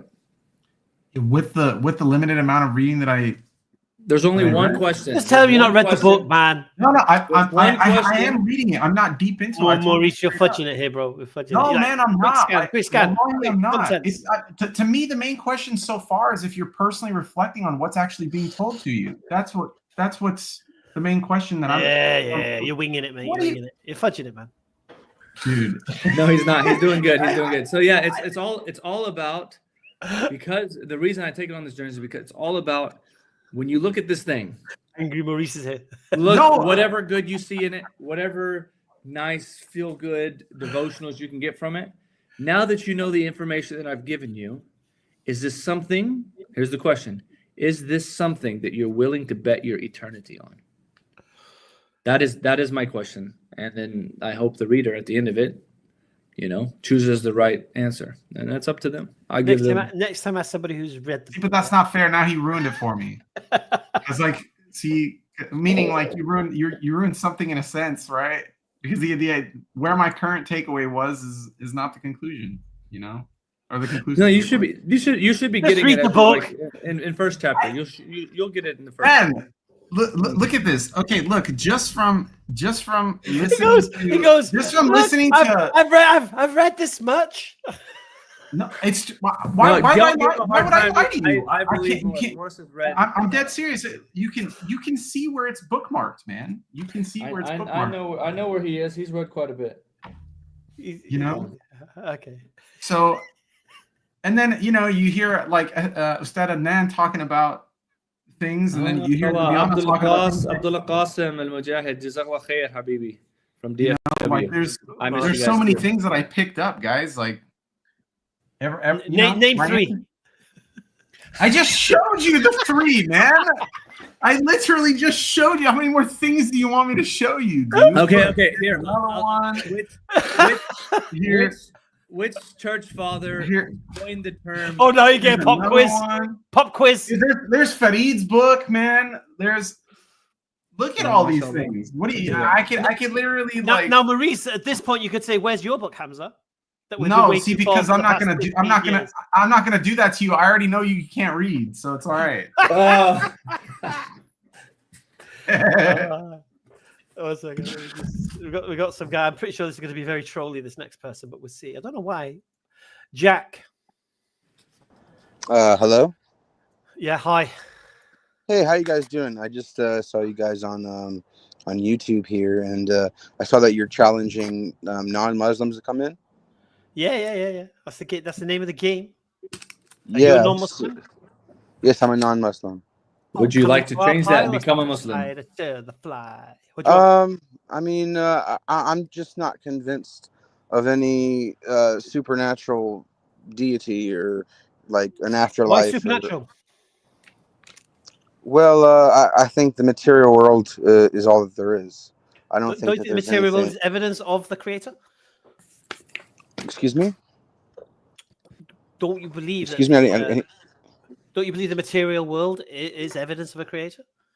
No, I do not. You don't. Right. You're an atheist, isn't it?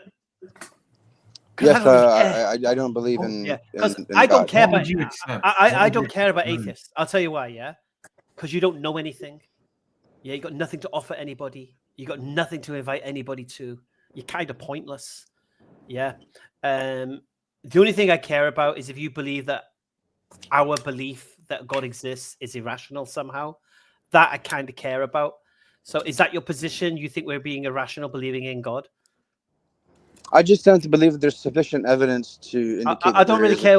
No, I'm not asking you that. I don't care whether you believe in God or not. I don't care. Okay. Well, I would say like a rational person wouldn't take the theistic position. I'll say it again. In a sense, Oh no, he said your position's irrational. There you go, Hamza. So my position is irrational, yeah? Yeah, he said a rational person would Well, not take. like 3 people are talking. I'm not sure. No, I'm on your side, man. I really like your cute. Just listen to my voice. Just concentrate. Focus. Listen to my voice. Are you saying that my belief in God is irrational? I would say so. Yes. Why? Like I said, I don't believe that the evidence supports it. I don't care what you believe. I don't care what you believe. You said my belief is irrational. Well, then no problem. Then I don't care what you believe either. Well, you just told me it's irrational.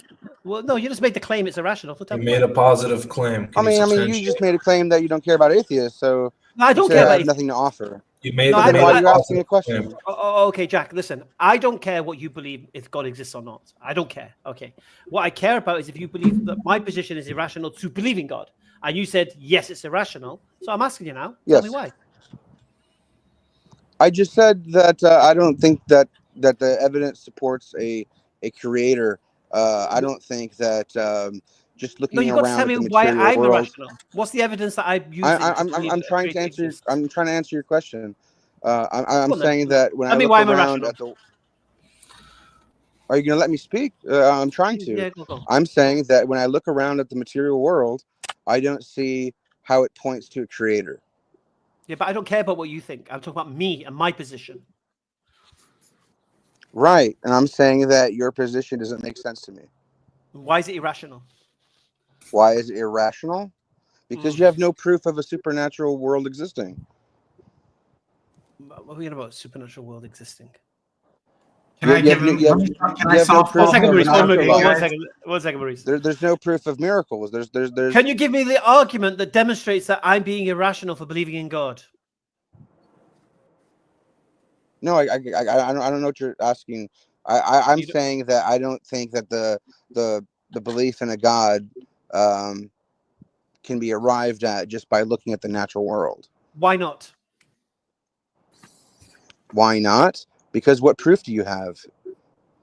No, you just. See, I think the default position is atheism. I think the default position is actually. No. Can I help you? Can I help you? Can I? Well, I'm trying to answer. I think the default position is atheism, right? And I think that when you are making a claim that a God exists, I think the burden is on you guys to show that the God does exist. Jack. Right. Look, Jack. Understand something. Yeah. If somebody says to you, "Why is my position irrational?" Right, I'm teaching you how to do stuff here, right? Your next question should be, "Why do you believe?" So you need to find out my reasons for believing to determine whether those reasons are irrational or not. That's fine. I'm not as well versed on like philosophical debate as you guys are. I'm not trying to be hostile here. I'm just like the title was like you challenge non-Muslims to come on. I thought, okay, what the heck? I'll come on. Jack, you're welcome to come on, but you're like most atheists. Yeah, you have no idea. Yeah, you seriously, you walk around as if you have some intellectual hierarchy or something. It's a higher ground than us. Yeah, I'm telling you again, the reason why my question flummoxed you is because you can't use your get out of jail free card. I don't know. We don't know. Let me take them step by step. Inshallah Shahada right now. Watch. Ready? Go on, Maurice. Okay. Bismillah. So, Jack, would you say that the concept of God existing is a pretty vast concept? Right? It's not small, like me saying, hey, I've got this really tiny piece of paper in my pocket. You can conceptualize that. Would you say? Of course. I understand the concept of God exists. Yeah. Okay. So now, anytime that there's a big concept, would you say that it's appropriate to break it down into bite-sized pieces? Sure. Okay. Wonderful. So now we can approach this in several ways. You can approach it in an empirical way, you can approach it in a rational way, or you can approach it through something else called conventional knowledge. Okay, meaning it's just something that's just like a brute fact, and we accept whatever that brute fact states. Okay, when you're talking about an empirical approach, you're talking about utilizing certain tools and observing the known universe in some way, shape, or form through an imperialistic approach to say, hey, I can draw conclusions from this, right? So you're going to have to use rationale, and you're going to have to use a little bit of empiricism from your current position, from what I understood of what you believe, right? So if you take the known world, which is what you accept, right? Yes. Okay. So let me give you an example of something that really struck me through my experience with Islam. So I'm just going to use the Quran as a basis, and I'm going to explain my rationale behind this particular basis. Is that all right? That's fine with me. Okay, cool. So in the Quran, in chapter 21, verse 30, Allah subhanahu wa ta'ala says, أَوَلَمْ يَرَ الَّذِينَ كَفَرُوا. So he's saying, have those who disbelieve not seen that the heavens and the earth were a joint entity, and then that they were, one was raised and one was lowered. So we separated them. Okay. So what's referencing here is that there's a single point of origin, and then there was an expanse of that single point of origin. So in 1929, you had Edwin Hubble, who discovered redshift. Are you familiar with redshift? I lost you for a bit. The last thing I heard was Hubble. Right. So in 1929, Edwin Hubble discovered redshift. Are you familiar with redshift? Like, do I have to explain to you what it actually is? And I'm happy to explain it to you. So are you familiar with what redshift actually is? No, I'm not. Okay. So basically you have various elements from the periodic table, such as hydrogen, helium, lithium, beryllium, just various elements. And when they turn into a form of gas and light passes through these elements, there's certain wavelengths of light that are absorbed, and then the certain wavelengths of light that are passed through. So far, so good? Yes. Okay. So now the ones that are absorbed create these things called spectral lines. And basically what these are is small gaps within the light spectrum. So you have these elements that pass through. Certain colors are there. So I want you to imagine a spectrum from blue to red. And then the elements that get caught will create black lines within this spectrum. Okay. Okay. So now what he did is he utilized the sun as an example for a baseline of capturing or establishing a baseline of this redshift. And then he took the telescope and he pointed it out towards various distant galaxies. And then he measured the wavelengths of these black lines and of the colored area. And what he noticed is the things that were further away would have a form of stretching happening towards the red area. So far, so good? Okay. Okay, so now the Quran states that the heavens were constructed with might and with strength, and that God is its expander. So what the other thing that the Quran states is that it will be a disbeliever that makes this type of a discovery. So we know that the universe is expanding based off of this red shift, because when you're technically looking out utilizing a telescope, you're technically looking back in time. So when you look at like stars and distant galaxies that are very, very far away, you know that some of this light is like hundreds of and even billions of years old. You know that, right? You're not actually seeing it in real time. Right. Yeah. I understand that every time I look at the sun, it's about 8 minutes away, and I'm seeing the sun 8 minutes ago. Right. Exactly. So now even the galaxies that are even further are even technically kind of quote unquote further back in time, right? Okay. So now the Quran is making a couple claims here. The first thing that it's making is, won't the disbelievers see? So now I'm going to ask you, was Edwin Hubble a Muslim? Well, I doubt it, but no, he was not a Muslim. I'm not sure where you're getting. I'm not sure. He was not a Muslim. Right. I'm going to bridge it all together for you. So the Quran is making a claim that won't the disbelievers see? So a disbeliever is going to make this discovery. That's the first thing. The second thing that it says is, won't they see with their naked eye? So will they not see? So now what the telescope does is it amplifies the very decoding device that you have in your head, which is the eye. It specifically mentions the tool for discovery, it being the eye. So the telescope is just an ocular enhancer. Now, what's really striking is if you take a look at the electromagnetic spectrum of what is visible to the human eye, this red shift falls completely in line within that electromagnetic spectrum, which is very vast because you have all sorts of different wavelengths and different types of waves that are just invisible, right?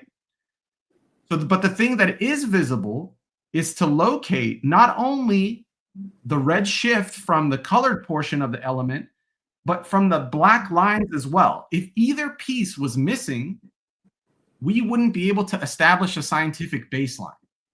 So you wouldn't have anything to show any type of delineation or separation in any way, shape, or form. So my question's this. How do you know that just naturally we evolved to see the visible light in this kind of way? Like, why does there have to be a greater God? No problem. We will get to that. We will get to that. But let me conclude, right? So 1400 years ago, a man in the Arabian desert was claiming that he was speaking to God, that he was getting a revelation from God. Okay?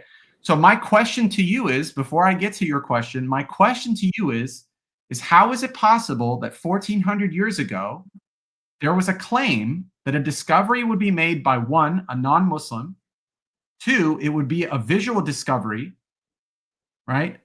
And that's something that our eye can actually decode. And three, it's correct. How is that possible? Unless he indeed was speaking to an external agent.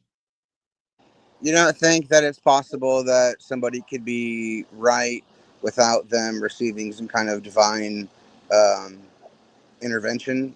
Like there are a lot of religions out there that make claims or speak about the world or maybe predict something, and maybe they didn't have divine knowledge. So for instance, somebody like Nostradamus wrote poetry and quatrains a long time ago, and people have interpreted these poems, these quatrains, as being like futuristic predictions. So I would say that's a matter of interpretation. That after the fact, we might look at something that was written and interpret it as being like prophetic, when perhaps it could have just been a matter of coincidence. Okay, so now you're chopping it up to coincidence. However, what you're disregarding is Nostradamus was wrong on things that he claimed as well. So the issue that you're having here is you have a very, very specific, you have several specific things that are being claimed. Number one, that the universe is expanding. Number two, that a discovery is going to be made by a non-Muslim. And number three, that this discovery that is going to be made with the eye. Okay? So the issue that you're going to have to bring in Nostradamus or to bring in someone else doesn't actually address what I'm bringing to the table. You're just saying, well, it could just be whatever. I'm hearing what you're saying. It's right. Just I think it's a matter of interpretation. It's not as if the Quran states with specificity that it's going to be a red shift and it's going to be using a telescope and what year. You know what I mean? It's a matter of interpretation. Okay. So now you're hyper skeptic now. Jack, right? So meaning you can, it's a possibility. Anything can happen. Can I just say something at this point, Maurice? Sure. This is why I say to these atheists, I don't care what they believe. And what you've done is do it in a way, forget him, right? You tell him why you hold the position you do and why you believe it. Whether he accepts it or not, it doesn't really matter. Because he knows nothing anyway. He's never read the Quran. He's ad hoc in responding to you. Yeah? So I would make it though that you're telling him why you believe the Quran is from Allah. Listen, buddy, why are you so hostile towards me? I've said nothing hostile towards you. Because Jack, you're just an irrelevant atheist who knows nothing. And okay, when someone's trying to, when someone's having mercy with you and charitable with you, and trying to help you, you just come up with ad hoc responses. This is why I don't try to explain it to them anymore, bro. Yeah, it's one of those things where inshallah was beneficial to anybody else that heard. But the idea is like when you have a rational proof, right? When you have something that is, so now what he does is he said, okay, let's take a look at it on a spectrum, right? It's a possibility that somebody interpreted it this way or this, that, and the third, right? And the Quran has arguments for this, right? The Quran it tells us exactly what their character is, right? That they're following nothing but conjecture, that they're very skeptical. And same thing on the day of judgment, subhanAllah, actually not even on the day of judgment, when they are asked in their graves, they're going to say, I don't know. Right? This is going to be the response of the atheist. That's their favorite. That's their favorite phrase. I don't know. That's why, I'm not teaching anybody just like Hexia, but be a consumer rather than a salesman. Tell her why you believe it's true. And if you think I'm being irrational, tell me why. But, because when you try to convince them, they're pointless and irrelevant. Alhamdulillah, at least he heard a little bit of something. Hopefully he reflects on that, because the idea, he at least, even though that he never read the Quran, at least now he knows that there's a claim in there for these three things. Yes. Now, I hope, inshallah, I hope he inculcates it a little bit. Because there's no way that a man 1400 years ago would have been this accurate, because there's three claims here, which is, to me, it's incredible. SubhanAllah. Is this your new kind of flex you're on at the moment? No, what I'm trying to do is I'm trying to gather people's or at least the atheists' responses to this, and it's typical, right? Like they'll say something that's just has no relevance whatsoever. They'll say, oh, Aristotle this or Nostradamus that or whatever. But it's like, dude, this guy has not read anything about Nostradamus for sure. He hasn't read anything. That's the thing. Is like, and they're used to saying something like that. And then, so what I want to say, okay, bring to the table then all the things that Nostradamus said and all the things that he was wrong about, right? And then bring the Quran and put the same method of comparison of put it to a falsification test. Right? Yeah, they'll do their old thing. Like I say, they don't want to believe in God, so anything will do for them. So, it's obscure, it's not specific. Like he asked for specificity. Do you get me? Yeah. And you he wants it in his way. And you were being very specific. Yeah, that's the wild part, because I wanted to exactly. Put his attention on the things that were specific. The eye is very specific. For it to be on the electromagnetic spectrum that we can visibly see is very specific, right? And not just the colors, but also the dividers as well, right? These spectral lines. If the spectral lines were not on the visible spectrum, we wouldn't be able to see it. Like Has it worked on any atheists so far? It's gotten people to think a little bit, meaning like they start recognizing like, oh, okay, that's a good point at the minimum, meaning, whether or not somebody has, taken a shahada off of it or not, because like the content's out there. But it's like someone says here, my favorite, the detailed accounts of the bees. For me, that's just another level. Yeah, this is the same thing. It's just incredible, man. Incredible. Even actually, there's such interesting nuances in the Quran, subhanAllah, that the ants, right? When it's it shows that they're colonies. When Sulaiman was coming through the field, yeah, subhanAllah, and it was the female ant that spoke, right? Like, So, and we know that it was a queen, that they listened to the instructions of the queen. So like, it's very, very simple thing. Where did everybody Lipiano had an emergency, had to leave. So it's just a sleep. There's no gas. Everyone's run. You know, it's and when we hear this type of argumentation, one thing I just want to reflect on is, you know, some of the previous guests, as far as like what they're bringing to the table. I really want you guys, as far as the audience, to recognize the sheer amount of sophistry and the sheer amount of verbal semantics that take place when they say the things that they say. They put so many pre-qualifiers that they mold a word into something that it's completely not, right? As ascribed to, in relation of, like all these things, it just, why even use the word? Why not just use a more appropriate word? So like the word that he was using, the more appropriate thing to use was resemblance and character, right? It was not about being a one-for-one relation.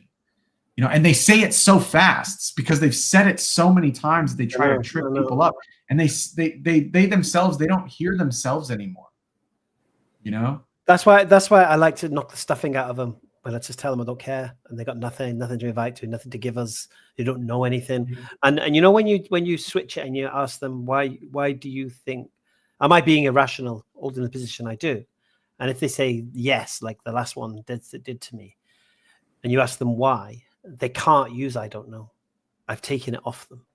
They have to I do like that a lot. Yeah. And you know what I've noticed is a lot of people, or at least the approach that I try to do, is I try to first test their strengths and then I test their weaknesses, right? Because if you test their weakness right away, they'll shy, like they'll just crumble. Meaning a lot of people are quick to ask questions, and this is something that I've found very, very common with atheists, is they'll come up and basically, like a braying donkey, they'll just start kicking things around, breaking the furniture, and then they go, "You put it back together." You know what I mean? And it's like, why do I want to do that? You're the one that broke everything in the first place. Like, for example, his whole thing about it being the default position being atheism, this is completely untrue. This is completely untrue. As a matter of fact, you know, we had Sheikh Hamza Maqbul on the Dawah-Wise stream yesterday. And subhanAllah, he brought up something so profound when it came to Rumi, right? He said, you know, when you take a rock and throw it at the dog doesn't chase the rock and blame the rock. He chases you. So he's like, how could you possibly tell me that, you know, if you think that it's more rational that that this dog is, number one, going to confuse the rock being responsible for you. And same thing, he gave another example where they used to take rancid pieces of meat and they used to throw them in the cellar. And then they would be like, oh, rats are coming out of this rancid piece of meat. And then basically a guy somewhere along the line was like, maybe we should just watch this piece of meat. And they found out that the rats were making their way into the cellar, right? And then he gave the parallel of, if you think that a rat, which is something more complex, can come from a piece of meat, right? Then how is it possible that everything can come from nothing? Everything coming from nothing. Never mind like the whole something from nothing, but to say everything came from nothing. It's just the most irrational thing ever. So it's not the default position. And we frame it as like, hey, you got to make a positive claim, meaning like they themselves are making this positive claim by denying the existence of God. And when you probe into that, when you say, what are your reasons? They don't really have anything. You know, it's just because they've been conditioned, and really it's succumbing to their own desires. And this is why Allah subhanahu wa ta'ala in the Quran, he doesn't call them like, you know, that they're atheists. They're polytheists because they deny the attributes of Allah subhanahu wa ta'ala. So like they're literally just attributing that attribute of creation to something else that doesn't belong and doesn't, it's not worthy of the attribution, whether it be their own desires or whether it be like science or whatever. And they'll go down this stupid route of the most common thing that I've heard now is like this whole abiogenesis argument. And I'm like, okay, dude, but where did the inorganic matter come from? They're like, no, that's the whole abiogenesis. I'm like, no, dude, where did the rock come from? Like, where did rocks get like rationale and reason? Because you have it. You have the ability to think and conceptualize and work in abstracts and stuff like that. Where did the rock get that? You know, it's so silly, man. I think this guy's a Muslim. There's a guy backstage, but I think he's Muslim. Might be a quick arena today, it seems. But we'll see. What happens when I come on board? They're all scared. Yeah. 1 second. I'm pretty sure this guy's a Muslim. I might be wrong. Might be imitating Muslim. Yes. Assalamu alaikum, akhi. How you doing? Alaikum assalam. Okay. I was right. This is a stream for non-Muslims. I'm pretty sure it was a troll as well. So, yeah. You know, and here's the other thing, subhanAllah, just an attestation to someone like Jason and some of these other guys. They've been at this for so many years. And I mean this with all due respect as like my elders, right? I'm watching you get old. I'm literally watching you fade away. I have seen it on moments when you did not have glasses, and now I see that you have very thick lenses that you're reading with. I'm seeing that your body, the things on your face, the wrinkles that you did not have, you now have them. You know, fear Allah subhanahu wa ta'ala. To walk around with Talking about me? No, not you. I'm talking about them. Actually, subhanAllah, man, to be honest with you, you haven't aged a day, which is actually quite creepy. He just described me. Once I have no glasses. And your eyes. No. I'm talking about them. Like, I actually see them. Like, you see I was getting a complex. No, man. No. SubhanAllah. You're going to call me fat neck? Watch you get fatter. No, man. No, but like, I feel so bad for them. I feel so bad that they've been around people that are so knowledgeable and that are a very kind character, you know, like particularly with people around the speaker's corner area. And then he's still sticking to things that are like, I can't believe this, man. Like what was the stupid question for the gentleman before it, where he was talking about the wrestling with, you know, we know that so pathetic. They say, how does a metaphysical being, how do you tie down a metaphysical being? Well, how do you wrestle a metaphysical being? Oh, yeah, right. Yeah, it's, you know, guys, it's not a game. It's not a game. This is someone's uncle. This is someone's probably even a grandfather. He's probably a grandfather. You know what I mean? Like the fact that he's just staring into the abyss and he's just, you know, subhanAllah, this also really blows my mind. I'm sorry, I'm on a little bit of a rant. So inshallah, it's beneficial, whatever. Y'all just stuck with me anyway. So what blows my mind is they find these hadith, and it's like hadith number 16,250. Dude, did you read the 16,249 beforehand? Like, I really want to ask these guys, like, out of all the hadith that you scoured through and you see all of the positive things of the Rasul Sallallahu Alaihi Wasallam, you see all of the things that he did and the suffering that he went through and the character that he still maintained, which, by the way, is something else I'll touch up on very briefly. How do you skip baby? Dude, how do you number two? Allahu Akbar, bro. Like, how do you skip all of this? How do you just go all the and this is an attestation to the miraculousness of the Quran, that through all of the suffering that he went through all of the pain, all of the torture, all of everything, the tone of the Quran never changes. Yeah, it never changes, bro. So, like, you know, it's not his words. Like, it's incredible to me that these guys that have been staring at our content and engaging with us, they're not. I just realized we're all Rivas, mashallah.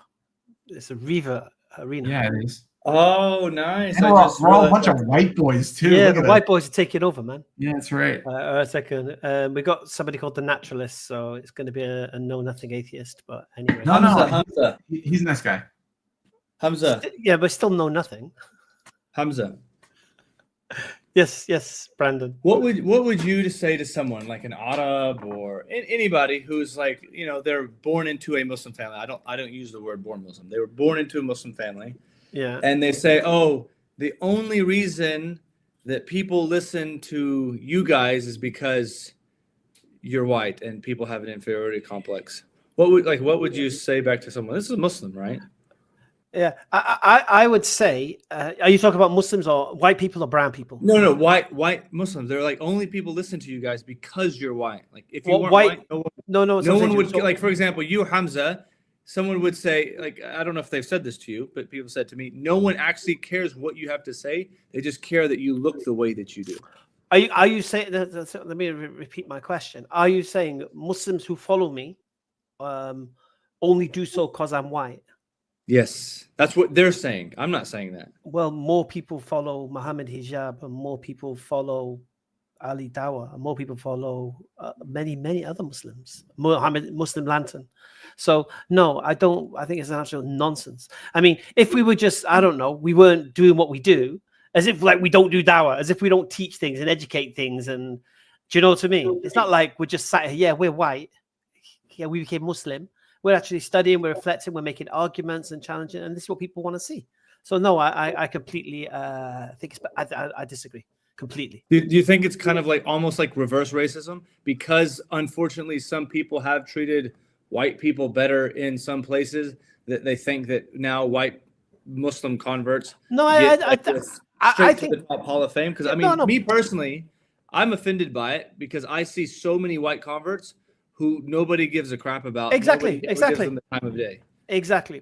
And here's the thing, you see, you know, let's remember what we've done as well. We're somebody from the West, yeah, who grew up in the West. We had no restrictions upon us with regard. We could have sex, whatever, and drink and all this kind of stuff. And we've chosen not to. And we've chosen to leave it behind. And we've chosen to follow the religion that they were born into.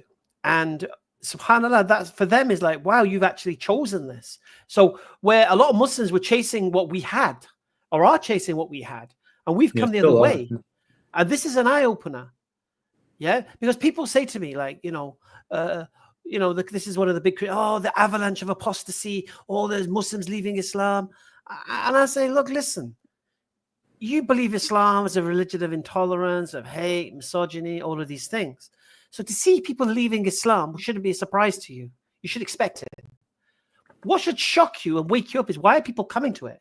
Why would people come to this religion of misogyny and intolerance and hatred and violence? And why? We shouldn't see that. And we're seeing Western educated people doing so.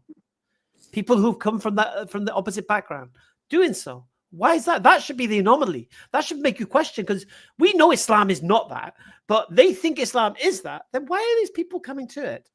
So yeah, and also I think a lot of it comes from people who are not born into Islam people born into Islam, watching people not born into Islam, who've accepted Islam, raising the flag of Islam, standing in honor of the Prophet ﷺ, and they're not.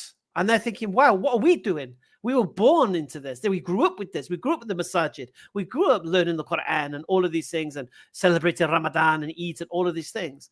But we're not doing what they're doing. So subhanallah, I think that's one thing that makes I think, because I know when I went to Qatar for the World Cup, that was the feedback I got from Qataris. You're over there, you're defending the honor of the Prophet in the land of the non-Muslims. What are we doing? We're swinging our tasbih, So I think this is where a lot of it comes from. And I'll be honest with you, a lot of what I do, I don't direct at Muslims.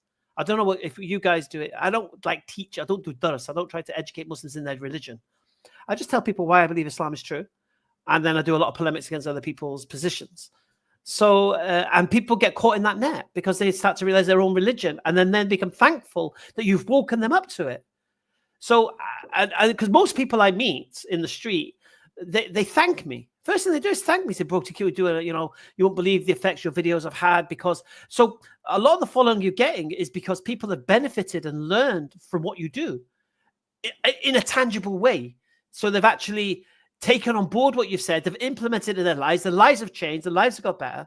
And I'll repeat my famous saying, my famous anecdotal experience is when I was in Qatar and I was in the sports shop looking for some shorts or something.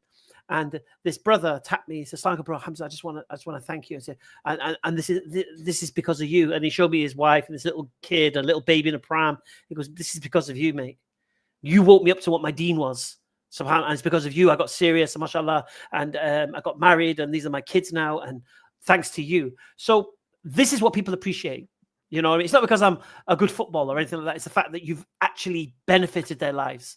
So I think this is where we get the following from, personally. Mine's a mix. Mine's mixed. So like you have the people that are very supportive, meaning that they recognize. So like what they do at my masjid, like clearly I'm the minority, right? So they recognize it, and then they say, "Oh, okay, this is so nice." And then you have other ones that are just like, you know, you're a Muslim, but that's about it. You'll never know the truth of Islam. And those are the ones that are like culturally pocketed. And then they say, you know, I'm sure that they whisper amongst themselves of like, oh, so you're saying you see it the opposite way. That you I see it two ways. It's a 50-50. Okay. I see it 50-50. So I see 50 from him and 50 from you too. Because like meaning like there's people that are very they're staunch on allowing you into their inner circle, but this is the beauty of Islam, is I don't have to be in your inner circle, you know, meaning I don't have to be in your group of friends to know the truth. And it's something that they themselves have to deal with and answer to Allah subhanahu wa ta'ala of what their conduct was as far as like being welcoming and so on and so forth. Just like you have the typical guy who's like, oh, haram police, you know, like this, that, and the third. It's like, bro, you don't know where somebody's journey is. Yesterday, this guy could have been doing heaps of ecstasy and biting the head off the chicken. You know what I mean? So like, shut up. You don't know. But now here he is in the masajid and he's saying La ilaha illallah Muhammad Rasulullah, right? So the thing is, the ones that recognize it, right? They are very, very supportive, and they walk up, they shake your hand. You know, mashallah, brother, I wish I had the courage to do this, that, and the third. But the other ones, whatever, you know. With me as well, when I you know, my local masjid where, you know, we started it like in 2004, I was the guy who would tell people where to sit for Jummah and for, you know, in Ramadan and Tarawih, and I got respect of the whole community because of that. Do you get me? So they knew I was part of the masjid, and I was, you know, and I was quite robust with it because people, you know, the most ignorant people are in the mosque on Jummah and in Ramadan and Tarawih, and so do you get me? So yeah, absolutely. So, but I'll be honest with you, my personality wouldn't allow anyone to treat me any differently based upon the color of my skin. Wallahi, the only time I ever experienced this, I wouldn't say not welcoming, is when I couldn't get a salam of a Bengali old man. Honestly, I swear that I used to walk down the street, I used to stick my hand out, stand in front of him, he used to ignore me. Salam alaikum, just walk past me. And then I just learned Bala Sunni Sasa. And that was it. Khalas, big smile on his face. You know, so I learned then to, here's a tip for you, Maurice. Learn to greet people in their mother tongue. So it helps a lot. Yeah. So with the Bengalis, Apani Kamanasem, Balosoni, for the Gujaratis, give them a Kemcho. For the Pakistanis, give them a Keso. You know, if they're Afghani, give them a Sangayer or Chaturasti. If they're Turkish, give them a Nasilsin. Just give them their mother tongue. Just say Salam Alaikum Nasilsin. Yeah, very true. Yeah, and trust me, the effect, you know, if someone says to me, I'm from Afghanistan, are you Sangayer Chaturasti? Oh, my mum is Pashto, my dad is Farsi. Oh, okay, subhanallah. So both of them then, and it for me that just killed it. So, but yeah, I've never experienced, but my personality wouldn't allow it. I'd say what? Why? What? Because I'm what? Because I'm white. Really? Yeah, you know, I think it's their problem. It's not really mine. Meaning, like, but here's the weird part. The weird part is when they're one-on-one, totally different attitude. Right? Like if I ran into people on the outside, like like the halal stores, like the marketplace, this, that, and the third. Oh, assalamu alaikum, brother. How are you? It's so nice to see you. This, that, and the third. And I'm like, Oh, so you've never? Okay, I'm talking about someone coming up to a person, me, whoever else, could be anybody. Just say it like that. And saying somebody came, come on, tell us the anecdotal experience. Somebody came up to you. Brandon, someone's saying is the reason why you're successful is because you're white. Because and they said if you were black, you would have almost no followers. Tell that to Bilal Phillips. Yeah. So again, none of that makes sense to me at all. Khalid because, Yassin. The reality is so just not true, right? Like. Yeah, look, Bilal Phillips, Khalid Yassin. Come on, man. Ahmed Didat. These people don't understand. Well, not even that. The fundamentals of like the qadr of Allah subhanahu wa ta'ala, they don't understand. They don't understand that look, I've seen people, right, that have started up channels and then the channels have just exploded in following. And Mustafa Briggs. Look, and I just go to and I go, you know what? Alhamdulillah, because Allah subhanahu wa ta'ala put this person in that position, and now I have someone else that I can learn something from, and then I can tailor it towards how I can represent it. So like if you know, I was listening to Jake, right? He just recently put a video out in regards to a logical problem of the incarnation. And subhanallah, bro, his professor tuned into that, and his professor came up on the stage, meaning like came up on the Discord stage, and asked Jake a question.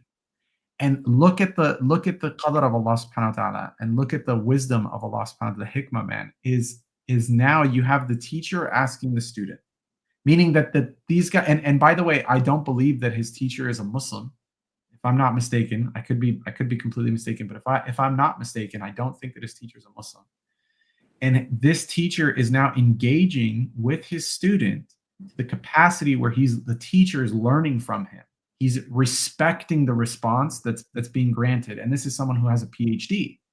So now for me to say like, oh man, I'm going to be envious about somebody because Jake, mashallah, he can put it in such a way, but I can't put it in the way that Jake puts it. But on the same token, the person that tunes into Jake is not going to be able to understand the way that Jake puts it. But if the person that tunes into me, if I can put it in a pragmatic way, then he's going to be able to understand what I'm trying to say. You understand what I'm saying? So like you're like a conduit to the lay. It's very similar to me. That's it, man. And Allah subhanahu, if we believe that Allah subhanahu wa ta'ala is the one that guides, then dude, alhamdulillah. What do I care? Let's bring the naturalist, see what he's got to say. It's going to be usually atheist waffle. I haven't seen him in a while. How's he doing? He's a nice guy. He's been on the streams. It's still going to be atheist waffle. Actually, let me ask him this. So, naturalist, you had a chance to talk to Brother Islam Hakim, right? Yeah. Okay, what's your takeaway after speaking to him? Because he speaks a lot of your language, man. I cannot even tell you how many notes I took. I watched the streams both. I mean, they're like 3 hours long each again, and yeah, a lot, man. A lot of stuff to consider. A lot of stuff that I've been mulling over in my mind, especially like the differences between like what we call supernatural and what you guys would consider the hidden world, and how do those like intersect? Like how do we separate and parse those out? You know, because there's like a lot of overlap with what I would consider like really supernatural kind of entities, jinn and angels. But then you guys also consider like minds to be the hidden part of the hidden world as well. Like I can't, see your thoughts and you can't see mine. So that's hidden as well. Yeah, just a lot of things, man. I'm still like processing this stuff. Let me tell you something. And I mean this like from the heart, dude.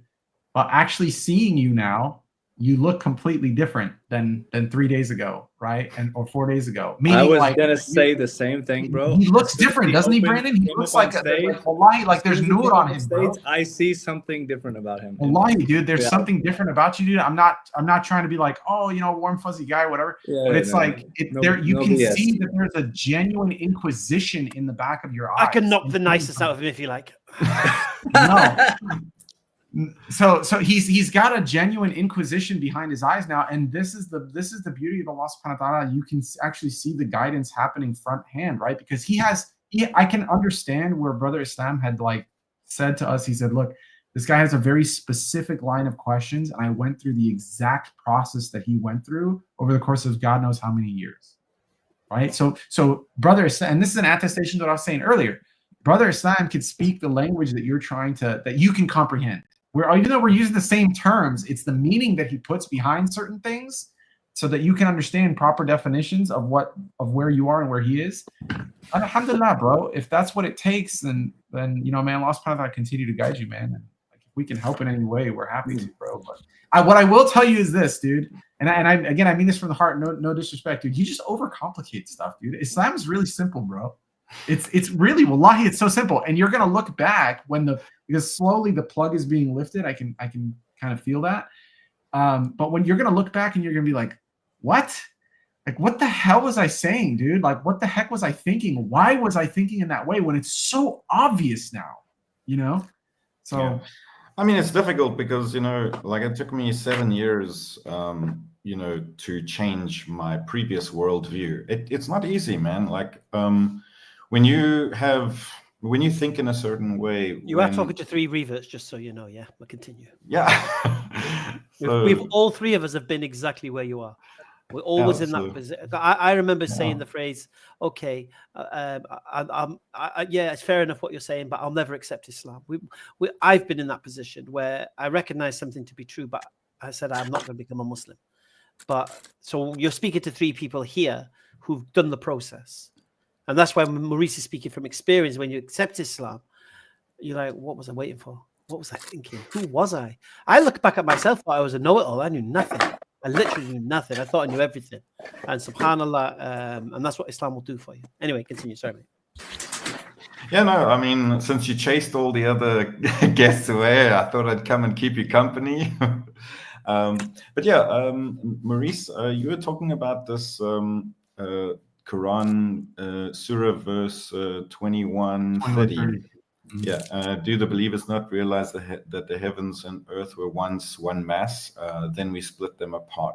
So, I mean, as still a naturalist, I just thought I would go through this quickly with you, since you kind of want to equate or kind of plant a seed in the minds of atheists, or you want to test the waters, let's say, with this verse. Yeah, that'd be great. Go ahead.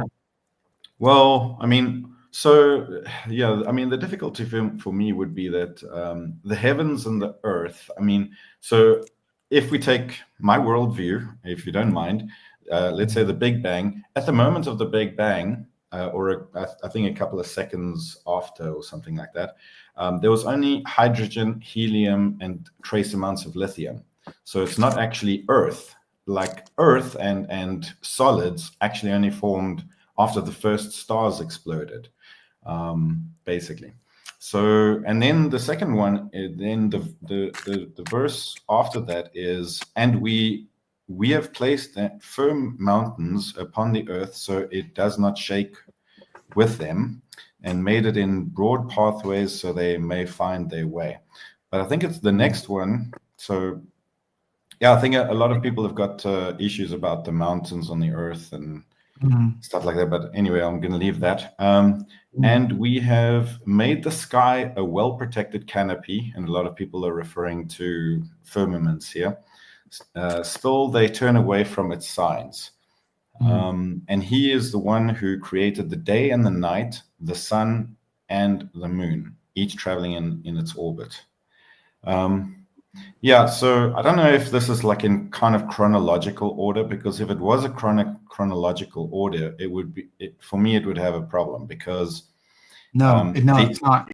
It's not in chronology. No, and the other thing. That was my question. Yeah. So, no, it's not. There typically people hang up on the word thumma, but the word thumma is not here to denote chronology, although it has several different denotations. It can denote. What's the ayah? Give me the ayah, please. It's Surat Al-Anbiya. It's 20, chapter 21, verses 30. Downward. 30, 31, 32, 33. So, yeah. You can go down to 35.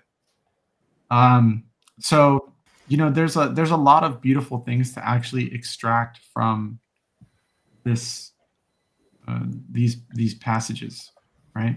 And by the way, the translation that I really like to use. Yeah, there's lots of gems. An amazing translation that I like to use is Sahih International. So I don't know. Two atheists at the same time. You're an atheist, aren't you, Gems? Oh, I thought yeah, you're all the same. All right, yeah, we'll deal with two at the same time. We'll kill two stones. We've spoken to him before, by the way. Yeah, I know. We've spoken to him before as well. Naturalist. Yeah. So, and then there's another claim, right, that every living thing was made from water, right, which is a pretty profound claim to make. And what's interesting that you noted, right, that's from like verse 30. Yeah, verse 30. Yeah. So what's interesting about the claim that you made was the existence of hydrogen, right? And the idea of it being one of the primary elements, right? So you have the hydrogen, you have the helium, you have the lithium, right? So this is kind of a further attestation to the magnitude of what the Quran is claiming. I haven't researched in detail as far as, to link it now back to like, the actual Big Bang origin, meaning like this is actually now made from water as well too. So I haven't done the in-depth study on that, but the things that it is saying as far as it being a one joint entity and the amount of might and strength that it took, and then when it talks about the firmaments, the mountains that were firmly placed, this deals with isostasy, right? So it's not saying that the earth is now prevented from moving, but rather that it's moving in a state of balance where it's not going to cause this massive type of chaotic, uninhabitable thing, right? So that because we believe that Allah subhanahu wa ta'ala in his infinite wisdom, he does things for purpose, right? So when you see something or when you don't see something, particularly in regards to isostasy, that there's a purpose for mountains apart from just their grandeur, right?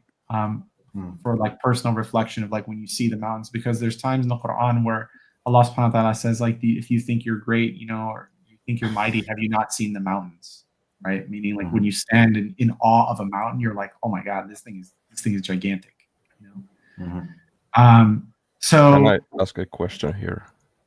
Yeah, if you want, man, go. So about the isostasy, so to my imaginations, mountain ranges are pretty huge. So so even if the isostasy means that the depth is 50 miles more, then the mountain range can be hundreds of miles wide. So it would more look like a pebble. Yeah, I mean, and this is another attestation to their purpose, right? So like it's not just like a single mountain that's isolated, but rather when you have these ranges, this must have some type of a global function or a grander impact, if you will.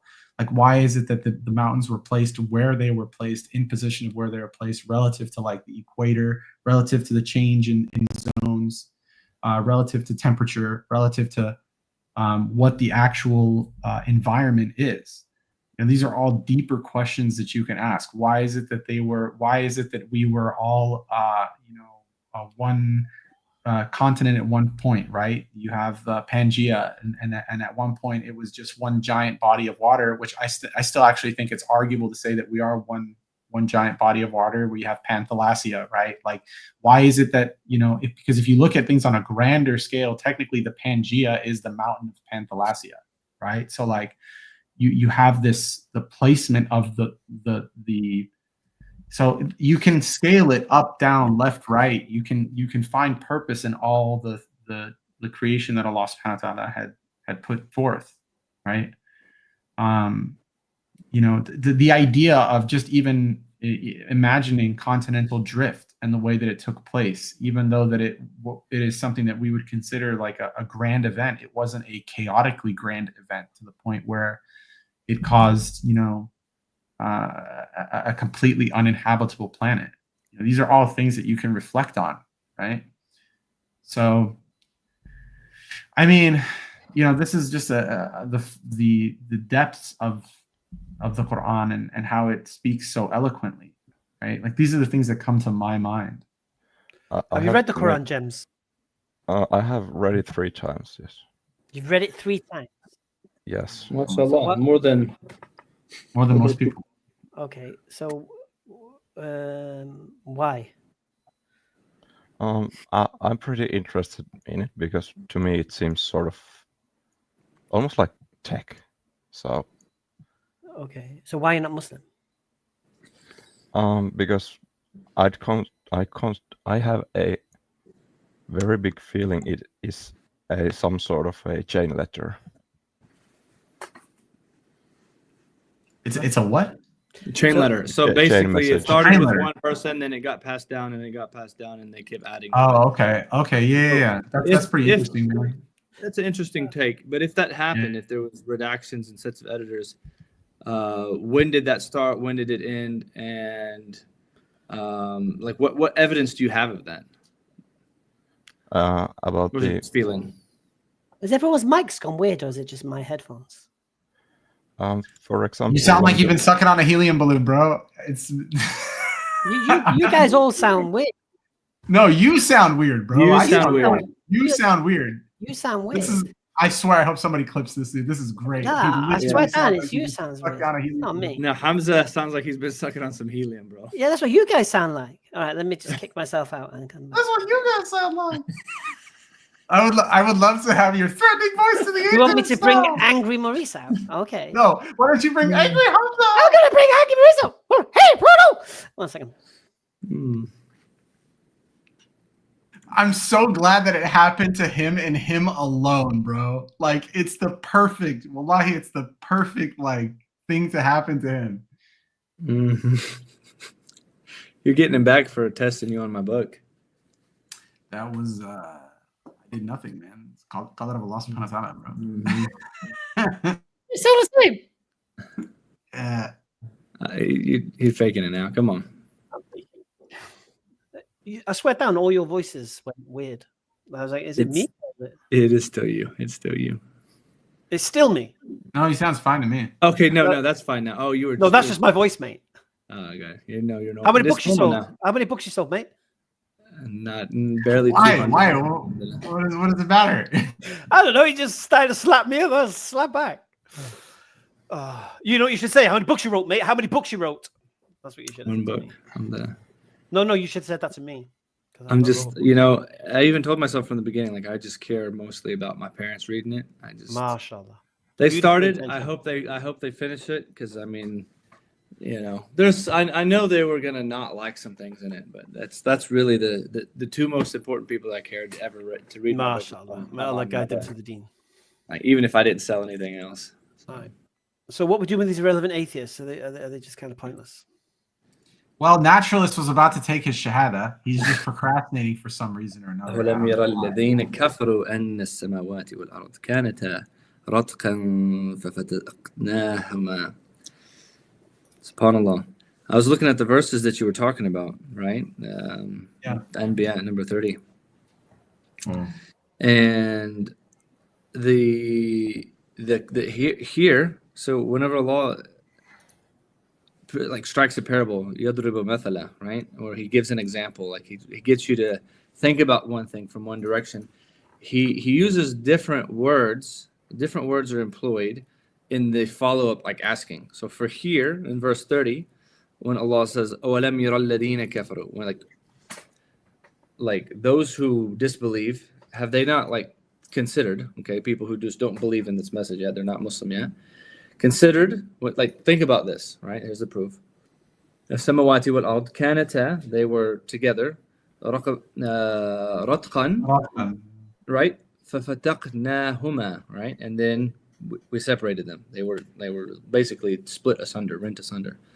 وَجَعَلْنَا مِنَ الْمَاءِ كُلِّ شَيْءٍ حَيٍّ. And then we separated them and made from water every living thing. Now here's the important part that was sticking out to me while y'all were talking. So in this verse, Allah says, "Afala yu'minun," right? Will they not then believe?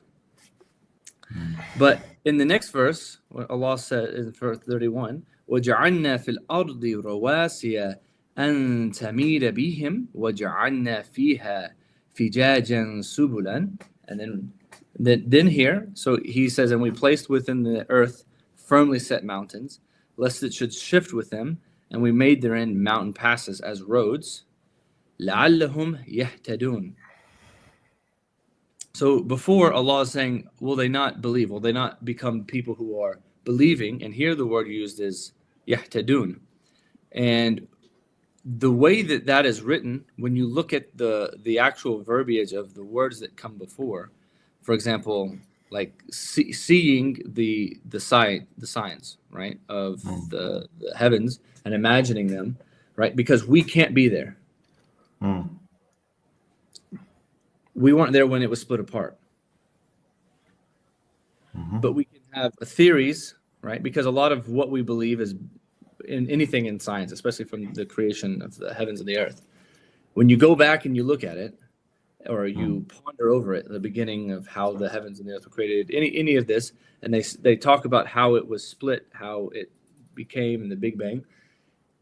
This is a belief based on, at least in the scientific circle, something that is, most probable. It's theory, right? A lot of it is still theory, and it takes a whole lot of belief. And so Allah is telling us here in this verse, right? Do those who disbelieve, do they not ponder that when these things were separated, right? That like this is a sign, will they not then believe? So he uses the word belief for something that people have a belief for that they were not there to see. Whereas in the next verse, these are things that you can see, like mountain passes between the mountains. Like if the mountain passes could be so big and so great that there weren't these roads, mountain passes, so that they might be able to pass through them, and using the word guidance. And so for me, this was something that's just like, even in the wording used for each description, it's so precise that it hits the person who needs to hear it exactly in the heart at the exact time. And it's referencing things about people that nobody would be able to come up with except for someone who knows people better than the one who created them themselves, in my opinion. Yeah, I would echo that. And as a matter of fact, I would say that they reference one another too, particularly in the example that I gave, right? Because if it's talking about the mountain passes, you're talking about separations, right? And then these separations themselves are pathways that you can see. And if you talk about that red shift, right? You talk about on the spectrum, and you talk about the spectral lines, right? These are between mountains on the visual spectrum, right? And you have the pathways as a form of guidance. You see what I'm saying? How it's linking to as a form of guidance. Some bigger in distance, some smaller, right? SubhanAllah. There's so much, man, in just 2 verses, guys. Like, and this is the thing. This is where the Arabic language.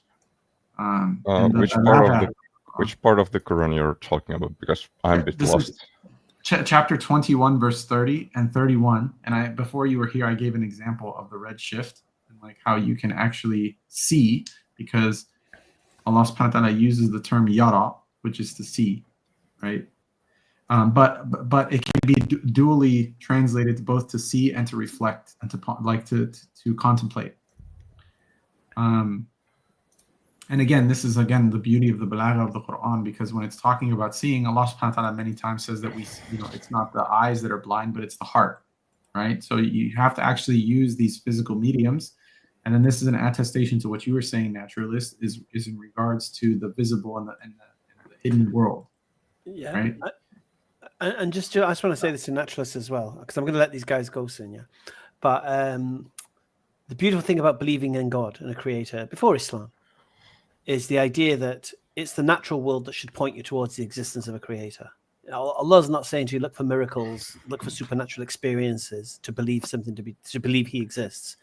He's saying, just look at what I've created. Just look at the stuff around you. Take time, smell the coffee, ask yourself, where did this come from? And these are the things that will lead you to the truth. This is what led me to the truth. When I was in Malawi, I thought this was insane. We met so many Malawians. Not all of them converted with us. Alhamdulillah, we had a lot. But when we were going, and I would talk in villages with the people, and I liked asking like questions that people don't usually ask. Like, people like asking the same question. You heard of Jesus, you heard of these prophets and this. I like getting, like deeper in. And I wanted to understand, because now I have this awesome opportunity to meet people who are from extremely remote villages, like to where getting a bicycle for some of them would be like you getting a Mercedes, like really that high of like, wow, like luxury. And I asked so many, I wanted to know, like, why do you believe in God? Why are you a thief? Like, why do you believe in God? And, you guys are so poor, you don't have anything. And I found a lot of them found that actually really insulting if you say that they're poor. Because they're like, look around us. Because Malawi, by the way, guys, it's not savannah. It's not northern Africa. It's not sand and desert. I mean, we're talking jungle, bro. We're talking lush and fields and everything grows. And they're like, The one thing they said is, look, we have everything that we need. When we want to go get water, we go and we get water, right? Like, when we want to go get food, we plant our food and we have everything provided for us. We plant the seeds and the seeds just come out from the ground and everything works. And when I asked them, okay, well, why do you believe in God? And the answer was always the same. They didn't give me reasons on why they believe in God. They said, they did this, and they said, why wouldn't we believe in God? SubhanAllah, bro. Yeah, you can let them go if you want. But Brandon, when you were speaking, it reminded me of I forget what the case study was in my undergrad, but there was like photographs that were being taken of indigenous people, and what they asked was, don't take pictures of our feet, right? And then we were, the photographers are like, why not? And he says, because we're not poor. It's just because we don't wear shoes, we're not poor. So we don't want people to think that we're stricken with poverty because they see us, walking barefoot. Because they have a great degree of honor, and this is an attestation to what you were saying. Because they look around and they say, look at this, we're not poor. We have luscious fields, we have water, we have plants, we have everything that we need. So don't take a picture of our feet to emulate that we're to insinuate in any way, shape, or form that we're poor, because we're grateful to God for all the things that we have. All right, naturalist. It's nice to leave on a good note. Usually I kick you out, but thanks, guys. I can see the change in you. I can see the arrogance. Wallahi, it's different, dude. It's totally different, man. I can I see the remember arrogance. the first time you came in, dude. I remember the first time on the first stream that you came in, compared to now. This is like a year ago, a year and a half ago. It's longer than that. Your face is really totally longer than that. Totally different, man. Well, in the beginning too, he didn't used to show his face either, from what I remember. No, he's coming. He's always come like this. All right, guys. Take care, my man. Take care of yourself, bro, man. Ta-ra. Peace. Take care of yourself. And Gems, have you got anything else profound to say except your shahada? I had about the Anbiya. So there's this thing of we credit everything from water claim. Hi. Everything من الماء حي. Okay, so if you really think about it and you try to find something, or if you assume that there exists life that is not from water, what would you expect? Name that living thing that you're referring to. No, the idea here is that if there were such no, I'm not things, interested in that. Do you know of any?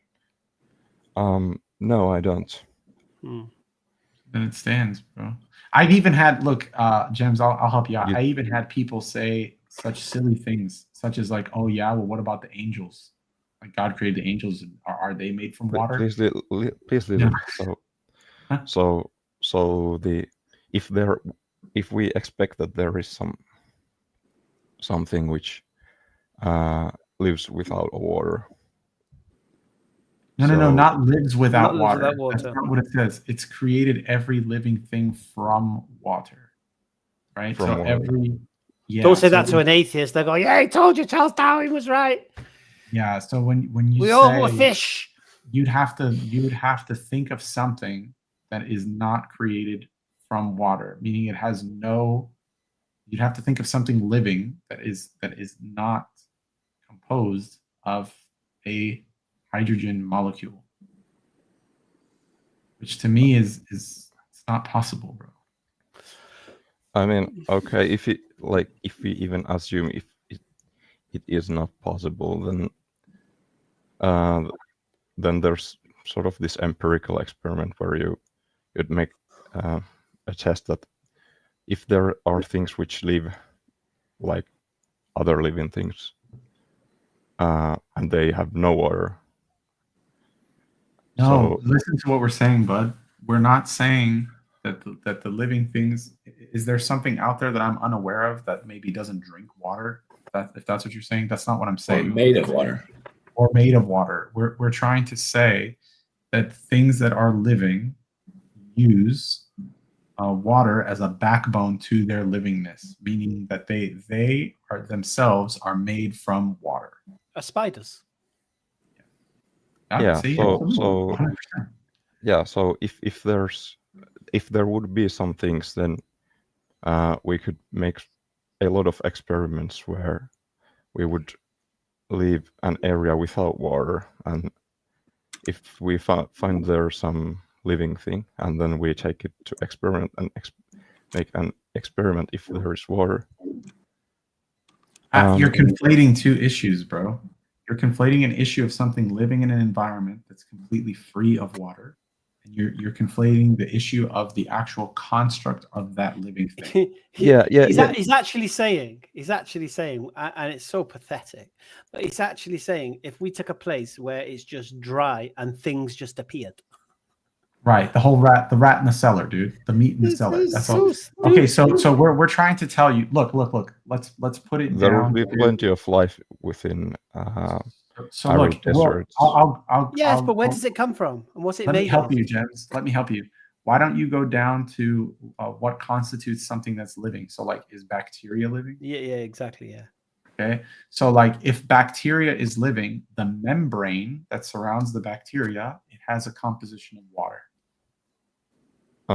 Bacterial membrane, I don't think they have maybe some water. Right. So that's the issue. If it even has a single molecule, and I'm trying to help you. Don't think of like rats and spiders and big things like fish or whatever. Let's just break it down to a very, very, very small thing like a bacteria. And if this thing has a membrane, a single-celled organism, I'll break it down even further. Single-cell organism still has a membrane, which has water. On a very, very, very, very microscopic level, you can see it. You can look up single-celled organisms. You can look at videos of single-celled organisms. You can see that they're swimming with their little feet, right? But take a look at the membrane. Membrane themselves of what encapsulates the single cell is liquid. And you can actually see when it dies. If you look, you can look at videos online of when a single cell organism expires and it just breaks apart. It literally just like splits into like millions of tiny little pieces and it dries out because it's no longer living. You understand? No, I would disagree there. All right, I'm going to say goodbye, mate. Well, look into it. I understand that you disagree. It's no problem. Honestly, this is why these atheists can't bother with them. I disagree. Why? Why do you disagree with an observed fact? You just describe what these bacteria look like under a microscope. What happens when they die? They dry up and break apart. I disagree. Disagree with what, mate? It's not an opinion. Oh, you didn't say I think this is what happens. I encourage anybody to look into it. I mean, this is like science class. This is like 7th grade science class. Yes, I don't know. Wait, say that I disagree with your fact. I disagree with your observed fact. Don't you know I'm an atheist? Logan, you're muted. Logan, you're muted. Oh, sorry. Yes, all right, mate. So I want to ask about the water thing, the thing you were just talking about. Are you saying that's evidence of divine revelation or proof of divine revelation? No. These are just signs, just like everything else. Look at people who reflect. I into the conversation late. I'm just curious what the context was. It's basically, how did the author of the Quran have this information if it was an Arab in the desert 6th century? Well, yeah, doesn't that imply it's because of divine revelation, right? It would imply that the author of the Quran is someone who knows this information, yes.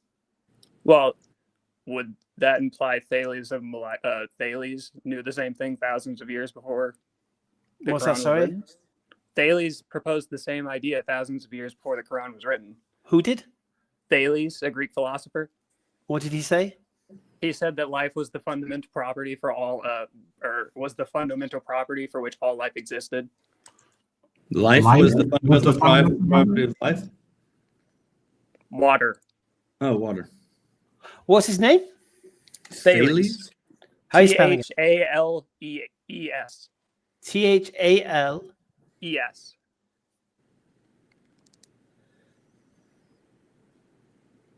And that's okay. That's fine. Two people can be right. What's the problem? What's the issue? Well, that shows that you could have come to that conclusion without divine revelation. No, that's not what we. Oh my God! All right, okay. I'll see your Thales and I'll raise you bees. I'm sorry. I'll see your Thales and I'll raise you bees. How did the author of the Quran know that bees had a honey stomach? Could he have not? Yeah, could it not have been a guess? An informed guess? How many guesses? How many guesses? Let me ask you a question. Can I ask you, Logan? Can I ask you a question quickly? You're an atheist, aren't you? Yes. It's just pointless. I swear down. Honestly, you atheists are reminding me why I take the stance I do with you. You know seem nothing. Frustrated by. I'm just trying to have a simple. No. Okay, no problem. No problem. If you accept, I'll let the nice guys speak to you in a second. Okay, Logan, I'm not frustrated. I just don't care about you atheists because you know nothing. Yeah. Well, I just gave you an argument that you're. No, you know nothing. Now you're just getting mad and saying you don't care about me. No. I don't care about atheists. Okay. Yeah, that's cool. I think you're pointless. I think you're pointless and irrelevant. I've got nothing to offer anybody. Yeah. I don't try to convince. Logan, hold on. Hamza. Actually, this is actually more proof that the Quran is miraculous. So Thales didn't believe. I just want to do a double check because this is new information. Yeah. So Thales actually believed. He hypothesized that water is the building block for all of existence, including things that are non-life forms. Exactly. He didn't say all life. So is that true? That's an actual wrong hypothesis. Therefore, the Quran fine-tunes it and gets it correct. If he did say it's the building block of like everything, then yeah, I'll agree. I'll walk that back. Yeah, I think you should. I just wanted to check it. He said it's all. Well, I'm not sure if that's why. I would have to research it first. Yeah, why bring it up, dude? Quick search. Someone's mic. It's echoing. Hamza, can you mute? I think it's Logan. I think he's recording. Yeah, not you. I'm not recording. Not recording. I'm saying it's just the mic. Also, too, to answer your question, I mean, just before Hamza kicks you out, the issue of something being possible, right, and probable are two different things. So, is it possible that the Prophet Muhammad, who was illiterate, sallallahu alaihi wasallam, peace be upon him, could have guessed at something? Is it possible? Maybe. I won't even say it. Maybe it's possible. Okay, but is it probable? Absolutely not. And for one reason is when you're making a guess, typically humans, and just think about your own life experiences, when you make a guess about anything, typically you're making a guess about two informed decisions or two or more informed decisions, right? That you have, that you can draw a reference from, that you have, that you can picture it's in your mind. And so you're guessing what might be there. So guessing about something that you wouldn't have any information about, i.e. An extra stomach just for the honey inside of the bee, wouldn't just be a guess. It would be completely inventing something out of nowhere and then getting lucky enough to be right. But not only that, the Prophet Muhammad, peace be upon him, if he was the author of the Quran, he would have had to have done it more than a dozen times for the dozen of places plus in the Quran where there is information that nobody on the face of the earth knew at that point in time.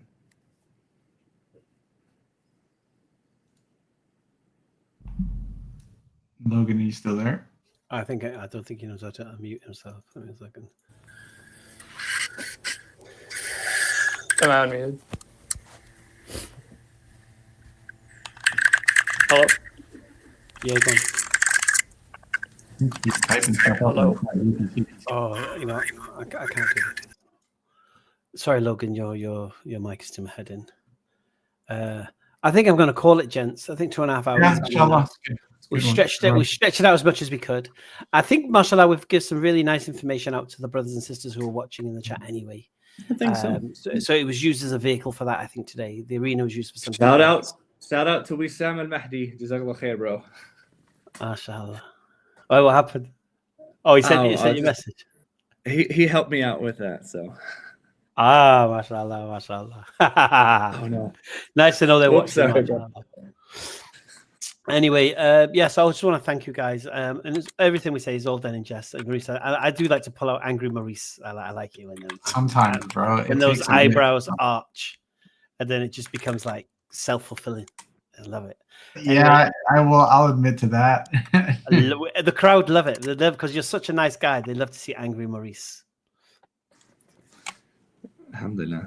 All right, I appreciate you having me on, guys. And if you haven't, I'm shamefully plugging it in here, guys. Please go and get my book from the link. If Iram can plug it again, that would be great. Yeah. Plug.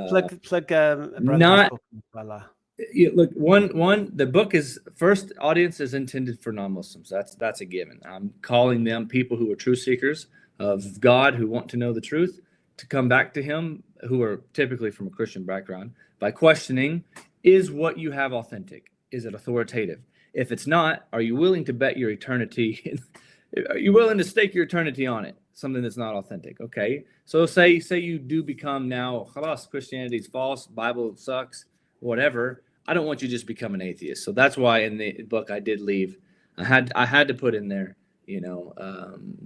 what I experienced through the Quran so far and how the Quran speaks in a way that's not like any other book. So go get my book, check it out, see what you think. And if you're a Muslim getting it, then it's for you too, because I put a lot of different contradictions in there, a lot of different things and information that I haven't found other du'at put in their da'wah and like arguments that they use. So I feel like there could be a lot of tools that you guys can use in your own da'wah. Alhamdulillah. Okay, boys. Salam alaikum. And that was that. It was a very lightweight arena today. There was not really many guests. I think we need to approach it in a different way, the promotions of it. I'll be honest with you, I don't think I was that harsh. I let a lot of people have rope today. It's a shame we lost Libiano. I don't know if that would have made a difference with the guests or not. But but sometimes different things come out of the arenas. From this one is, I think there was a lot of good, some good lessons and such. So it's never a waste of time. Alhamdulillah. Sometimes we pull things out from different sources and use some people as muses to teach something good. So alhamdulillah. We will have a V-Rising session. Don't worry. I'll jump back on V-Rising in it's probably about half an hour. We'll have a Fajr crawl. It was a good laugh as well. I enjoyed myself. So thank you very much for being here. Thank you for my mods, Iram, Hajira, Bilal. I believe Laith was here as well. We've got the chat locked down now, mashallah. There's no toxicity. So, you can go on some other channels and you can see the toxicity in the chat and they allow it, whereas we don't allow that here. So it's a safe space. Even if you're not a Muslim, it doesn't matter. Even if you're a Christian and you want to speak about your own position in the chat, no one's going to abuse you. Or if they do abuse you, they won't get away with it. So unless you're being abusive yourself. So I'm going to do some V-Rising in a bit. I've got to, today's raid day, isn't it? So I've got to make sure I'm trying to get all my servants to level as close to level 91 as possible, because I know Abu T is coming for me. All right, I'm gone. Assalamu alaikum rahmatullahi barakatuh. For those that know, I'll see you on the gaming channel for some some V-Rising. Here comes the lion.